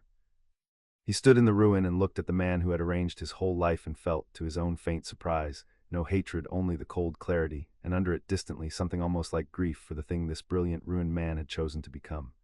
The goblins destroyed it 3 days ago. I told the whole Wisengamot, you watched me say it, and you stood here tonight anyway with an altar because you can't let it be true. Because if it's true, then everything you did was for nothing, and you'd rather kill me than carry that. I would rather die 1,000 times than carry that, Dumbledore agreed, and his blue eyes were wet, which is precisely why I cannot trust my own wish to believe you. A man must distrust the conclusions that comfort him. The goblins may have erred, the fragment may yet sleep. I cannot stake the world on the chance that you are right and I am free, because if I am wrong, everyone dies. So I will do the only certain thing. I will complete what should have been completed at Godric's Hollow 14 years ago, and I will weep, and I will be sure. One boy, Harry, against everyone. I have always known the answer. I am only sorry it had to be you when I had grown to love you so. He raised his wand, the Elder Wand. Harry would learn its name later, the most powerful wand in the world, and there was real sorrow in his face and real resolve and no hesitation at all. Forgive me. I forgive myself, which is harder, and the only absolution a man in my position is ever granted. You're not alone in here, Albus, said Wednesday Addams from the dark. The ruin came alive. It had been full the whole time. That was the thing the architect's 14-year certainty had made him unable to see. While he looked at the lonely boy he'd ordered, the family he refused to take seriously had filled the shadows of the broken house. Morticia stepping from behind the standing wall, Gomez dropping from the open floor above, Pugsley's knives already in the air, Lurch's vast shadow detaching from the dark, Grandmama cackling from the hearth that no longer existed, things scuttling up the altar itself, and Wednesday walking out of the moonlit dark to stand at Harry's shoulder where she always came. Dumbledore's wand wavered for the first time in the entire war. What followed was not a slaughter. Harry had been clear about that in the hearse on the way. They were not Voldemort, and the point was never to kill the architect, because killing him would make him a martyr, would prove the cause cost everything, would hand him in death the certainty he craved in life. The point was to disarm him completely, totally, until the great weeping engineer of a child's death had nothing left to act on but his own ruined certainty. So they disarmed him, literally and otherwise. The Elder Wand left Dumbledore's hand before he had finished raising it, not blasted away, not struck, but lifted gently out of his grip by the same patient force that had unmade Fig's locks and bent the cellar's air, because Harry reached out with the whole of his whole, unhaunted, fully his own power, and simply decided the most powerful wand in the world would rather be elsewhere. Put it across the ruin and settled into Harry's hand, and the moment it did, it knew him. Harry felt it know him, felt the wand recognize the one who had disarmed its master as its new and rightful owner, and the most dangerous instrument in the magical world chose the boy from the cupboard over the architect who had carried it for half a century. You see, Harry said quietly, lowering the wand he had not asked for and now owned, this is the thing you never accounted for in all your writ. You measured everything except what happens when you make a person whole. You spent 14 years keeping me cracked so I'd be carryable, and the cracks are gone now, and what's left is just me, at full size, with a family at my back and a wand that came when I called. You didn't raise a sacrifice, Albus. You raised the most powerful wizard in 3 generations, and you spent your whole life making sure he'd never find out, and then you stood in a ruin and tried to kill him, and the wand he didn't even know existed crossed the room to be his. He looked at the old man, disarmed, surrounded, undone. You should have left me in the cupboard. That's the truth you'll carry now. Everything you built failed the moment a hearse stopped outside number 4, and the only one of us small enough to fit through the cupboard door in the end was you. And then, because the world had to be saved completely for the architect's certainty to truly die, Voldemort came. He came as Dumbledore had half intended him to, drawn by the magic, by the death of his soul fragment, by the rumor that the boy who had carried his immortality was at Godric's Hollow without it. He came diminished, the half-made wraithing recoiled from London, weaker by the exact piece of himself the goblins had unmade, hissing into the ruin, expecting a lonely, undefended boy and a doddering, disgraced old man. He found instead Harry Potter holding the Elder Wand, with Wednesday Addams at his shoulder and a family of monsters arrayed in the dark, and he had time to understand his mistake, which was more time than he deserved. It was not a long fight. That was the point, that was the stroke that finished the architect more completely than any document.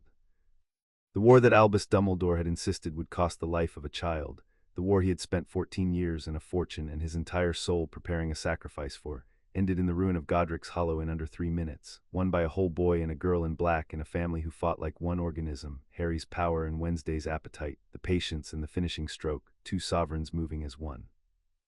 The diminished Dark Lord, severed from his anchor and outmatched on every front, was unmade for the last time on the spot where he had first been unmade, and it cost no martyr, no grave, no weeping, no child, nothing but an evening and the truth, and a family that came into the dark together.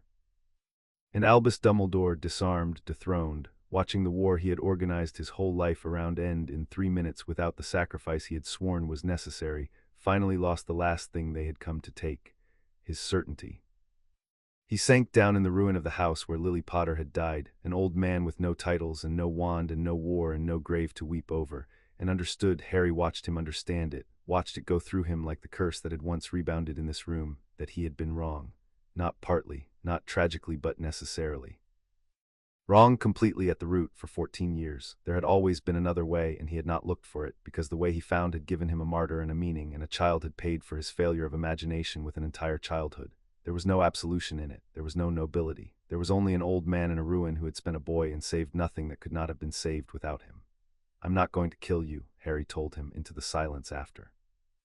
"You wanted that at the end, a grave, a sacrifice, a cost. I won't give you one. You're going to live, Albus. You're going to live a long time with no titles and no certainty, and the whole world knowing exactly what you did, and every single day you're going to walk past the open door of what you built and know that the boy you tried to spend grew up and got loved and saved the world in 3 minutes without you, and chose to let you live with the knowing." He turned away and went to free Tomlin, and Wednesday fell in beside him.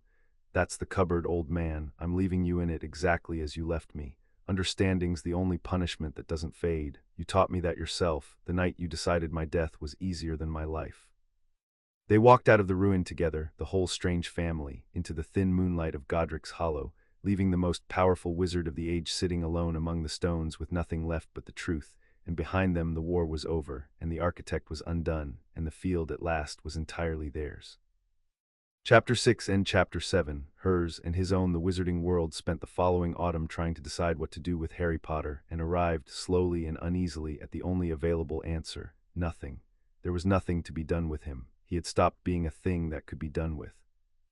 The story came out in full across those weeks, not the version Dumbledore had spent 50 years curating, but the true one, the one the Wisengamot had heard and the prophet had printed, and the world had been forced to swallow. The boy who lived had not been a cherished orphan raised in love. He had been kept deliberately in a cupboard by people paid from his own stolen fortune, on the instructions of the most trusted man in Britain, as part of a 14-year project to raise a child who would die quietly when the war required it.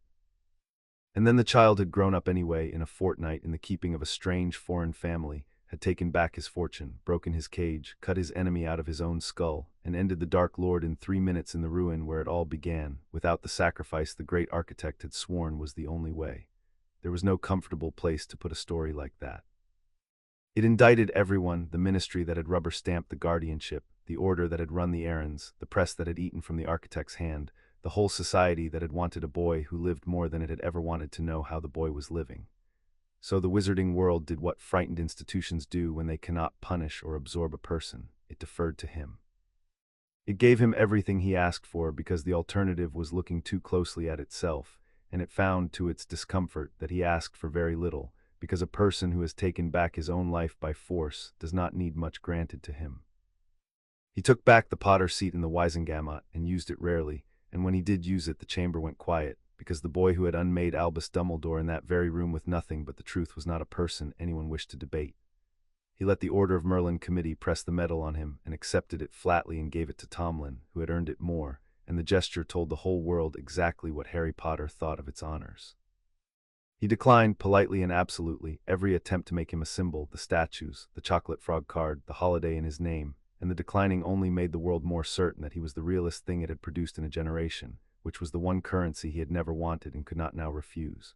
Dumbledore lived as Harry had promised. That was in the end the punishment the world found hardest to understand and Harry found easiest to choose. The old man was not in prison. There was debate about Azkaban and Harry quashed it because Azkaban would have made him a tragedy. He was simply stripped of the chief warlock's chair, of the supreme mugwump seat, of the headmastership of the Order of Merlin, of the Elder Wand, of the order he had founded, of the trust of every soul who had ever believed in him, and last and most completely, of the certainty that had organized his whole life. He retired to a cottage. He wrote letters no one answered. He had, by every account, all the freedom in the world and nothing left to do with it, and he walked, each day, past the open door of everything he had built, exactly as he had left a child to do for 14 years, and that, Harry said, when anyone asked why he had not been harsher, was harsher than anything else available.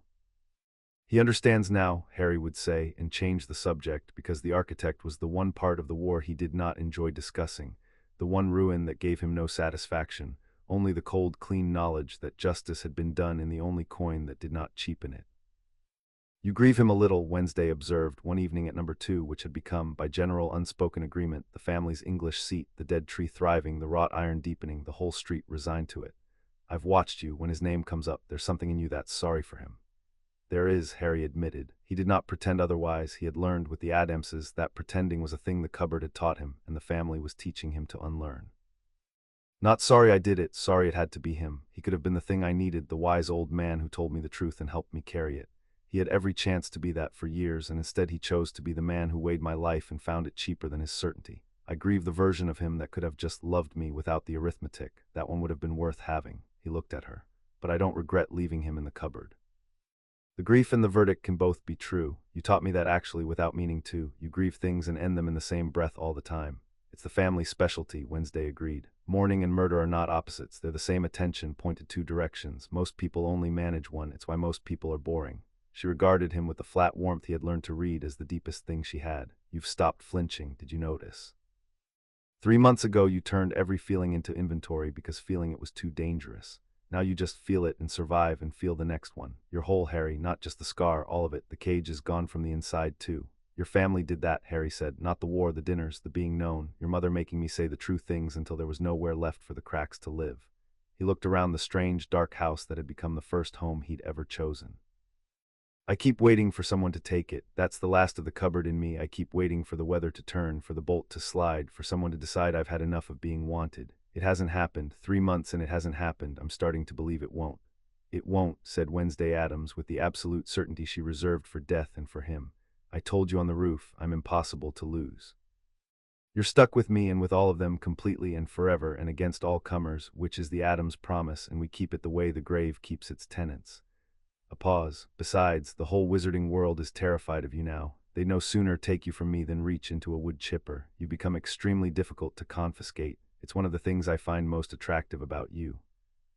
The loose threads were tied across that autumn, one by one, with the same patient method that had defined the whole war, and each knot taught Harry something about the difference between the boy who'd kept the ledger and the man who'd closed it. The Dursleys he left exactly as he had promised. He did not visit. He did not gloat.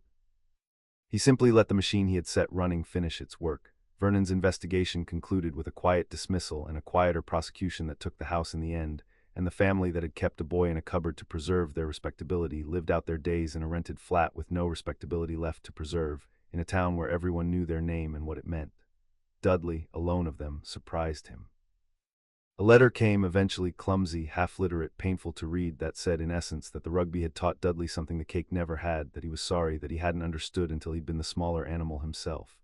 Harry read it twice and did something he had not expected to do. He wrote back, not warmly, but back. He was a product, not an author, he told Wednesday, echoing her own verdict from the garden.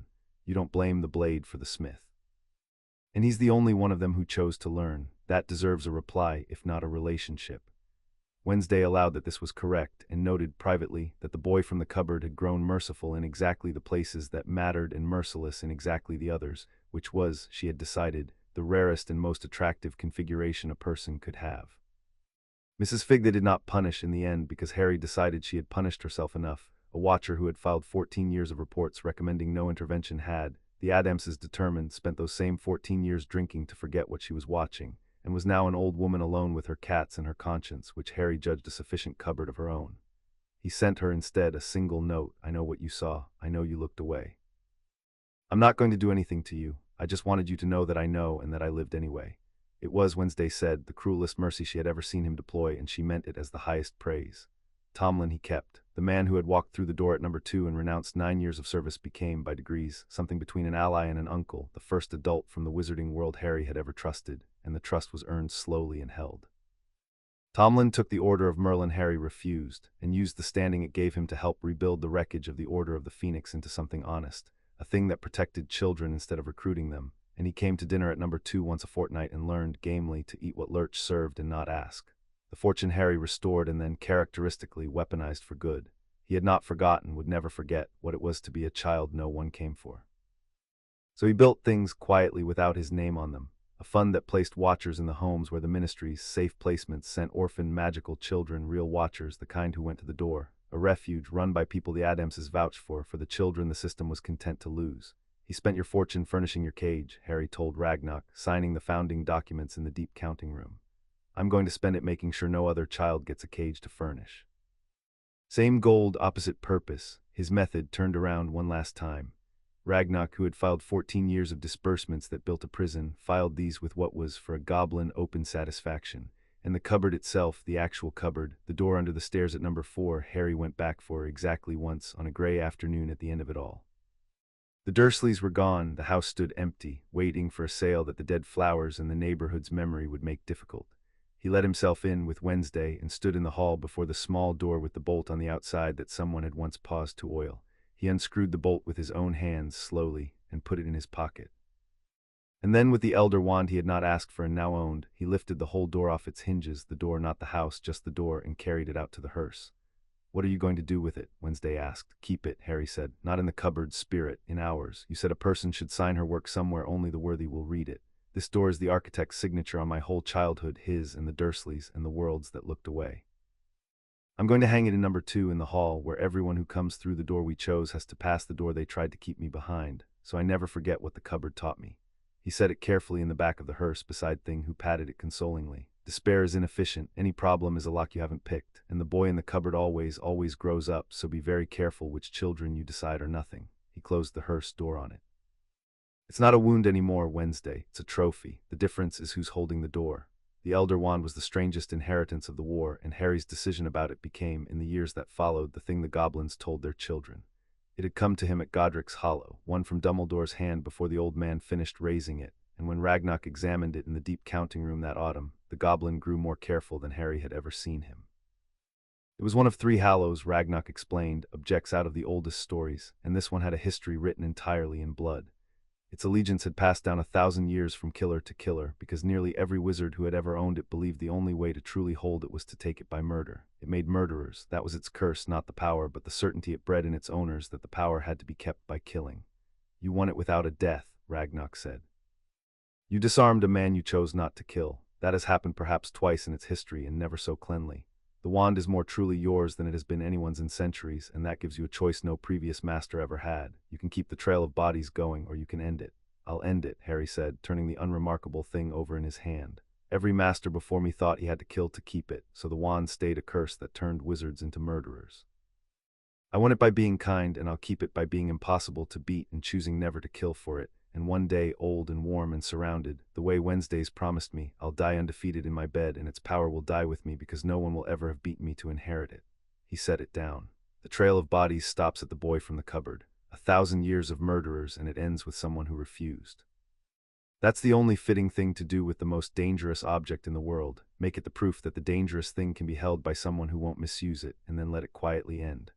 Ragnar was silent a moment and then bowed deeply, which Harry had learned a goblin did perhaps once in a lifetime. "We will put that in the oldest ledger," he said, "the one that outlives Banks, the boy who broke the Hallows curse by being kind." The rest was bookkeeping, and the bookkeeping finished what the Wisengamot had begun. Dumbledore's power had never been only titles, it had been infrastructure, the quiet vaults and endowments and discreet accounts through which a great man had run a great war for half a century. And much of that infrastructure, Ragnar's audit revealed, had been fueled by Potter Gold, 14 years of a guardian spending a ward's fortune on his own shadow campaign, every safe house and every favor and every bribe to the prophet, all of it documented in the bank's own disapproving ledgers. So Harry did not attack the architect's machine. He simply legally asked for his money back with interest, and the asking hollowed the discreet vaults it had to flow back out of, and the machine that had run on stolen gold ran out of fuel, and Dumbledore could not even protest, because protesting would have meant confessing in public that he had financed a private war on an orphan's purloined fortune. His own secrecy gagged him. The invisible machine could not defend itself without becoming visible, and so it simply, quietly went dark. "You unmade his whole shadow government by sending him an invoice," Wednesday observed, reading the restitution accounting with open admiration. "I unmade it the way he made it," Harry said. "He used my fortune to build his power. I used the same fortune, returned to me, to defund it. He spent a century convincing the world that the dangerous, secret, expensive way was the only way to fight evil. It turns out you can also just take the dangerous man's money back and watch his machine starve, which is cheaper and quieter and leaves no martyrs." He filed the last claim. "No galleon of my family's gold will ever again pay for cage. It's all going the other way now, into empty cupboards, into watchers who go to the door, into a wand that ends 1,000 years of murder by being held once by someone who wouldn't. Same fortune, same wand, same power, opposite aim all the way down." He looked at her. "He taught me that in the end, without ever meaning to. Everything he had I have. The only thing I changed was where it points." They went back to Hogwarts in September because Harry decided they would, and the decision itself was the clearest measure of how completely the board had turned. He did not go back as the boy who lived, the grateful orphan to be steered. He went back as the heir of Potter, the wizard who had ended the war and unmade a headmaster, with a girl in black at his side, whom the school had been required to admit by a board of governors no longer in any position to refuse the requests of Harry Potter. Hogwarts had a new headmistress now, McGonagall, stern and shaken and privately, fiercely glad, a woman who had argued against leaving a baby on a doorstep one cold November night 14 years ago and been overruled, and who had never forgotten it, and who looked at the whole boy walking back through her doors and had to leave the great hall for a moment to compose herself. The castle did not know what to do with them at first. The students stared, the portraits whispered, the ghosts followed at a respectful distance. The Harry Potter who had left in June had been a quiet, watchful, slightly haunted boy who flinched at sudden movements and never quite met your eyes. The Harry Potter who returned in September met every eye and held it, and was kind to the first years and cold to no one who didn't earn it, and entirely, visibly his own. And beside him walked Wednesday Addams in her unbroken black, who frightened the Slytherins and fascinated the Ravenclaws and pushed precisely one bully off precisely one moving staircase in the first week, gently, into a conveniently placed cushioning charm, as a matter of public education. "You didn't have to do that," Harry observed, watching the bully pick himself up, white-faced and rapidly reconsidering his entire approach to the school year. "I did actually," Wednesday said. "He was building toward something. I ended it before it could grow. It's the family specialty, prune the bud, spare the bloom. Besides, the faint shift of the continent, he reminded me of your cousin, and I never got to do anything sufficiently educational to your cousin. Consider it deferred maintenance." They were not, as it turned out, in the same house. The hat, when it touched Harry again, had murmured that it had got him wrong the first time, that the boy it had sorted had been a frightened child clinging to bravery as the only virtue left him, and that this one was something else entirely, something that belonged to no house because he had stopped letting other people's categories hold him. It had let him choose in the end, which the hat almost never did, and Harry had chosen to stay where his first friends had been, out of loyalty rather than nature, and Wednesday had been sorted, after a long and visibly difficult negotiation, into the house that valued cunning and self-determination, and the two of them simply ignored the boundary the way they ignored every boundary anyone tried to draw around them. What changed that year was that the wizarding world watched two outcasts become its center of gravity without ever once asking to be. Harry taught quietly in the evenings, a circle of younger students who wanted to learn the things the curriculum was too frightened to offer, defense that actually defended, the magic of a boy who had disarmed Death Eaters in his own front garden. Wednesday founded nothing and joined nothing, and yet somehow, by November, the school's casual cruelties had grown noticeably scarcer, because word had spread that the girl in black kept a list, and that being on it was a thing to be avoided, and that she and the Potter heir between them had made the castle, for the first time in anyone's memory, a genuinely dangerous place to be a bully and a genuinely safe one to be small. "It's the thing we never had," Harry said to her one evening on the astronomy tower which had become their roof. "Neither of us, a place where the small ones are safe and the cruel ones are afraid. We're building it without even meaning to. Every kid here who'd have spent this year being made into nothing, they're not now because we're here and everyone knows it." He looked out over the dark grounds. Dumbledore ran this school for decades, and a child slept in a cupboard the whole time, and he knew. "We've been here 2 months and the cupboards are emptying. That's the difference in the end, not the power, the aim." "You keep coming back to that," Wednesday said. "The aim, the difference between his method and ours being only ever the direction it points." "Because it's the only thing that matters," Harry said. "He had every advantage I have and more, and he pointed it at a martyr's grave. I pointed at empty cupboards, same magic, same patience, same willingness to do the cold hard thing. The whole war, the whole story, comes down to which way a powerful person decides to aim, and almost nobody ever tells you that the aiming is a choice, because the people doing the aiming would rather you believed it was fate." He turned to her. "You taught me the aiming's a choice, the first afternoon. You looked at my scars and chose recognition instead of pity, and recognition aimed outward and pity aimed nowhere, and that one choice is why I'm here instead of in a grave he'd have wept beautifully over." A pause. "I aim at empty cupboards because you aimed at me. That's the whole inheritance. That's what the Addamses gave the boy who lived, not a rescue, a direction." Wednesday was quiet for a long moment, looking out at the dark castle full of children who would sleep safer for the two of them being in it. "Don't make it sentimental," she said at last, which was how she said yes, "and it matters more than I can stand to say plainly. We aimed at each other, that's all. Everything else is just what two well-aimed outcasts do to a world that thought they were spare parts." And she let him take her hand on the tower that had become their roof, above the emptying cupboards of a school that had finally, for the first time in its long history, become a place where the small were not left in the dark. Harry went to see Dumbledore once at the end of that autumn, alone except for Wednesday, who would not have let him go otherwise, and whom he would not have wanted to leave behind. The cottage was small and clean and full of unanswered letters. The old man sat by a cold grate in a chair too large for him now that the titles were gone, and he looked up when they came in, and his blue eyes were the same. That was the strange thing, the terrible thing. The warmth was still there, undimmed by ruin, because the warmth had never been the lie. The lie had always lived underneath it. "Harry," Dumbledore said, "I wondered if you would come. I hoped and I distrusted the hope, as I have learned to distrust the things I wish for." He gestured at the other chairs. "Please, both of you, though I imagine your companion would rather stand where she can see the exits, which is wise and which I respect." "I'll stand," Wednesday agreed, and stood between Harry and the old man, a black sentinel. "I didn't come for an apology," Harry said. He remained on his feet too. "I came because I wanted to see with my own eyes what's left of you, and to say one thing and then to leave and never think about you again. You've taken up enough of my life. I'm reclaiming the rest of it, including the part that would have spent years wondering about you." "That is fair," Dumbledore said. "More than fair. May I say the thing first, since I will not have another chance, and since it is the only honest currency I have left." He did not wait for permission, but he asked, which was new. "I was wrong, not in the way the world believes, not merely tactically, not merely in my methods. I was wrong at the root, in the place a man does not let himself look. I found an answer that required your death, and it gave me, alongside the grief, a kind of terrible comfort, a clear path, a clean sacrifice, a war I knew how to win. And because the answer comforted me, I stopped searching for a better one. I told myself I was being brave. I was being lazy, in the one place laziness is unforgivable, the place where a child's whole life was the cost of my not looking harder." His ruined hand trembled in his lap. "You found the better answer in 3 days with a family I dismissed as eccentrics. The fragment could be removed. You did not have to die. It was always possible. I simply did not want it to be, because wanting it to be possible would have meant the cage was never necessary, and I could not bear to have caged a child for nothing. So I caged him for a reason instead, and called the reason love, and the reason was a lie I told myself to keep from facing the laziness. That is the truth. I have had a great deal of quiet lately in which to find it."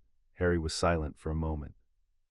He had expected to feel triumph or rage or the cold clarity, and he found instead only a kind of weariness, and under it the grief he had named to Wednesday, grief for the man this could have been. "Here's my one thing," he said at last. "You're right that you were lazy in the place it's unforgivable, but that's not actually the worst of it. The worst of it is that you had me, Albus. For 4 years I'd have done anything for a word of real attention from you. I trusted you completely. You could have just told me the truth and helped me carry it and looked for the better answer together, and I'd have loved you for the rest of my life. You'd have been the family I never had. That was on offer every single day, and you chose the cage instead because the cage was a tool and the truth was a risk, and you'd rather hold a tool than risk a son." He let that land. "I'm not going to punish you." The world's already done that, and you've done the rest yourself, in this cold little room with your letters no one answers. I'm just going to leave you with the same thing you left me with for 14 years, the knowledge of exactly what you threw away and no way left to get it back. You wanted a weapon, you could have had a boy who loved you. You'll have a long time to sit with the difference. He turned to go. At the door, Dumbledore's voice followed him, quiet, without self-pity, which was its own small dignity at the end. She's good for you, the girl. She gave you the thing I should have. She looked at you and wanted you to be larger, not more useful. Keep her, Harry, or rather, the faintest ghost of the old twinkle. Turn now towards something true. Be kept by her mutually in whatever strange and savage way her family keeps its own. It is the only inheritance from me worth having, the knowledge of what I failed to do, so that you may be certain to do its opposite. You already are. I have never been so glad to have been so thoroughly defeated. Harry paused, one hand on the cold latch. He did not forgive him. Forgiveness was a thing he might come to in years on his own terms, and not a thing he would hand over on demand. But he gave the old man the only true thing he had. "Goodbye, Albus," he said. "I hope the quiet teaches you what the power never did." And he walked out of the cottage into the thin autumn light, with Wednesday at his shoulder where she always was, and did not look back, and found, crossing the cold garden, that the part of him that would have spent years wondering about Albus Dumbledore had gone quiet at last, and stayed quiet, and left only room. "You didn't break him," Wednesday observed as they reached the gate. "You could have. He'd have let you. He wanted you to. A clean punishment would have been easier to bear than the quiet." "I know," Harry said. "That's why I left him the quiet. It's the cupboard, Wednesday, same as the Dursleys. Understanding's the only punishment that doesn't fade, and I left him in it, exactly as he left me, except mine had a door someone finally opened, and his doesn't, because the only person who could open it is the boy he threw away, and that boy just walked out for the last time." He took her hand at the gate. "Come on, let's go home. I'm done with him. For the first time in my life, I'm completely, finally done, and there's a whole future on the other side of that gate that nobody planned and nobody can take." And they walked out together into the rest of it, hers and his own, and left the architect alone with his quiet, and his letters, and the long, cold education of the thing he had thrown away. The Addams family folded Harry in formally on the night of the first frost, because the Addamses did nothing important without an occasion and a faint smell of the grave. It was not a wedding. They were too young for that, and both of them said so flatly in the same breath, which made Gomez weep with joy at the rudeness of it.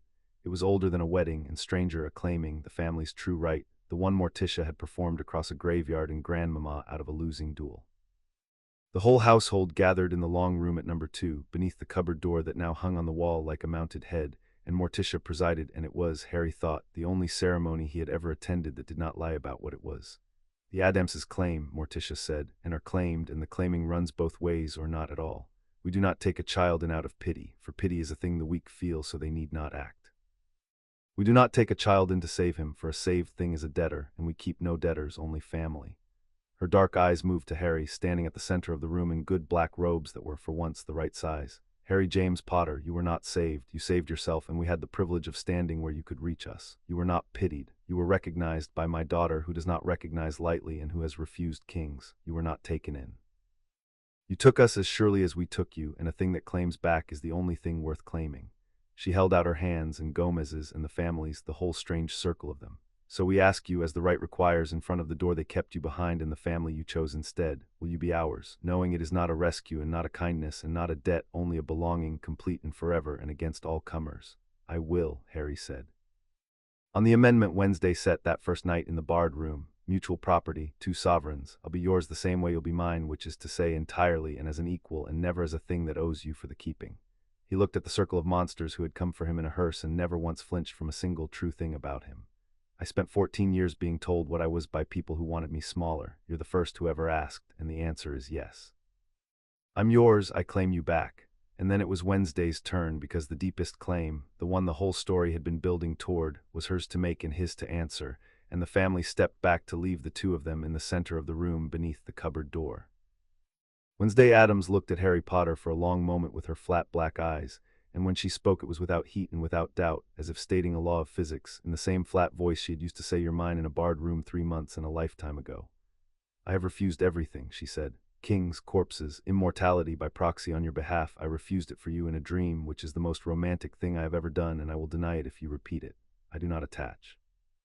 I do not warm. I have spent my whole life being unreachable, and I was good at it, and I was content, in the way a blade is content in its sheath." She took his hands. "And then a girl in a hearse traced a death omen to a garden and found a boy doing it wrong on purpose, and nothing has been content since. You make me reachable, Harry. You make me want to keep something alive.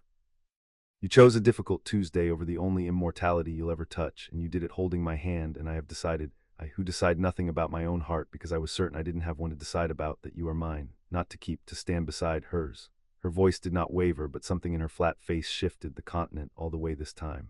And his own, always his own, that's the part I claim hardest. I don't want a kept thing. I want a sovereign who chose to stand next to me when he could have stood anywhere with anyone as the most powerful wizard in 3 generations. You're hers, Harry Potter, and you're your own, and I have learned with you that those are not opposites. They're the same belonging pointed 2 directions. She did not blink. Do you claim me back for the last time and for keeps? I claimed you back the first night, Harry said. I've claimed you back every day since, in every cold thing we did together and every true thing we said on the roof. But yes, for the last time and for keeps and in front of everyone, I'm yours, Wednesday Addams, and I'm my own, and you're the only person alive who ever wanted both of those things to be true at once. He smiled, the real one, the dangerous one, the one she had pulled out of a boy in a garden 3 months ago. Hers and his own, put it on the ledger, top of the page. It's already there, said Wednesday. I wrote it the afternoon I found you. I just didn't tell you because telling you would have been gratitude, and we agreed about gratitude. And then in front of the whole terrible, delighted family, beneath the cupboard door that hung on the wall like a defeated enemy, Wednesday Addams did the thing she did instead of an embrace, and laid her cold hand flat over the place on his forehead where another man's death had lived for 14 years and lived no longer, over the scar that was just a scar now, his and nobody's leash, and held it there, and that was the seal, and it was enough, and the family did not applaud. Because some things are too serious to applaud, and Thing wept quietly into Gomez's handkerchief instead. They went up onto the roof of number 2 on the last night of that first autumn, because the long room was too full of the feeling, and because some things between the two of them had always belonged to roofs. The frost had come and gone and come again. Privet Drive slept below them its righteous, diminished sleep, the curtains twitching at the dark house at number 2 as they had twitched for months, certain still that what they refused to see could not be parked outside, and still as wrong as they had ever been. Far off, the cold stars had come out, the same handful that had managed to shine the night a thin barred boy and a girl in black had sat on a worse roof, and discovered they were the same animal. Harry had the bolt from the cupboard in his pocket.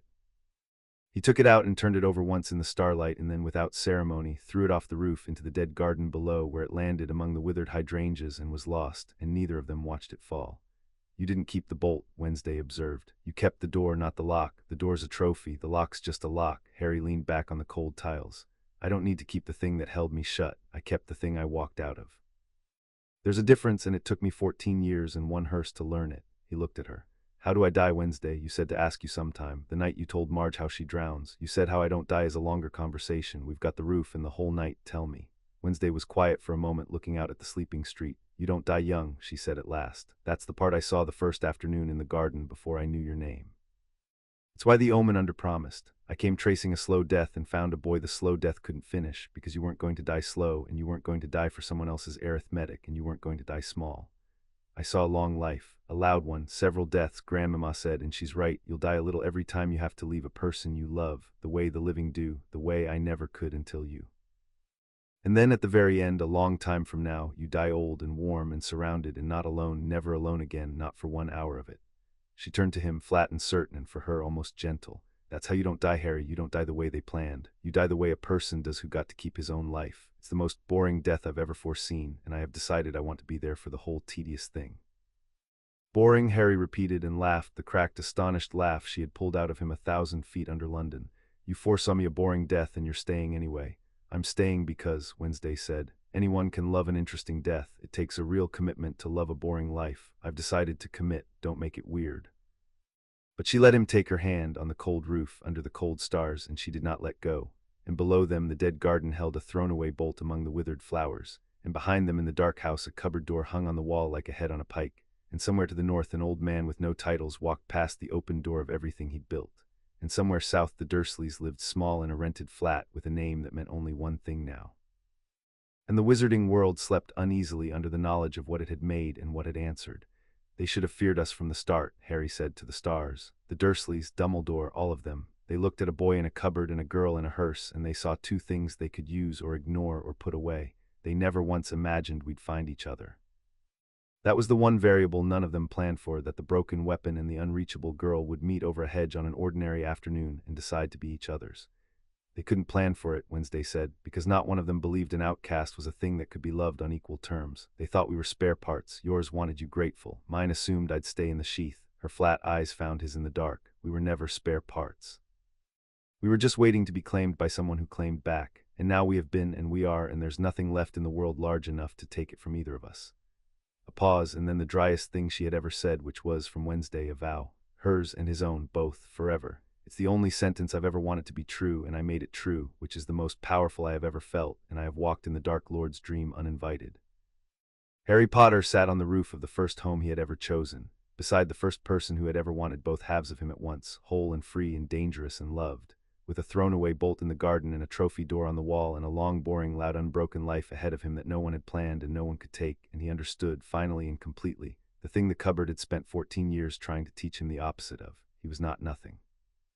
He had never been nothing. He had been a thing of terrible value, kept in the dark by people too small to know what they held, and then a hearse had stopped outside number 4, and a girl had looked at his scars and felt recognition instead of pity, and decided with cold and total certainty that the waste would end now. It had ended. He was hers. He was his own. And the people who should have feared him from the start had learned, everyone, exactly what they wasted, which had been, from the first afternoon, the only thing Wednesday Addams had ever promised them. Below, the curtains of Privet Drive twitched shut against the dark house and the two figures on its roof, certain as they had always been certain that what they refused to see could not touch them. They were wrong about that, too. They had always been wrong about that. And the two outcasts on the roof, hers and his own, let them go on being wrong and watched the cold stars and did not smile and did not need to. Chapter 7 End.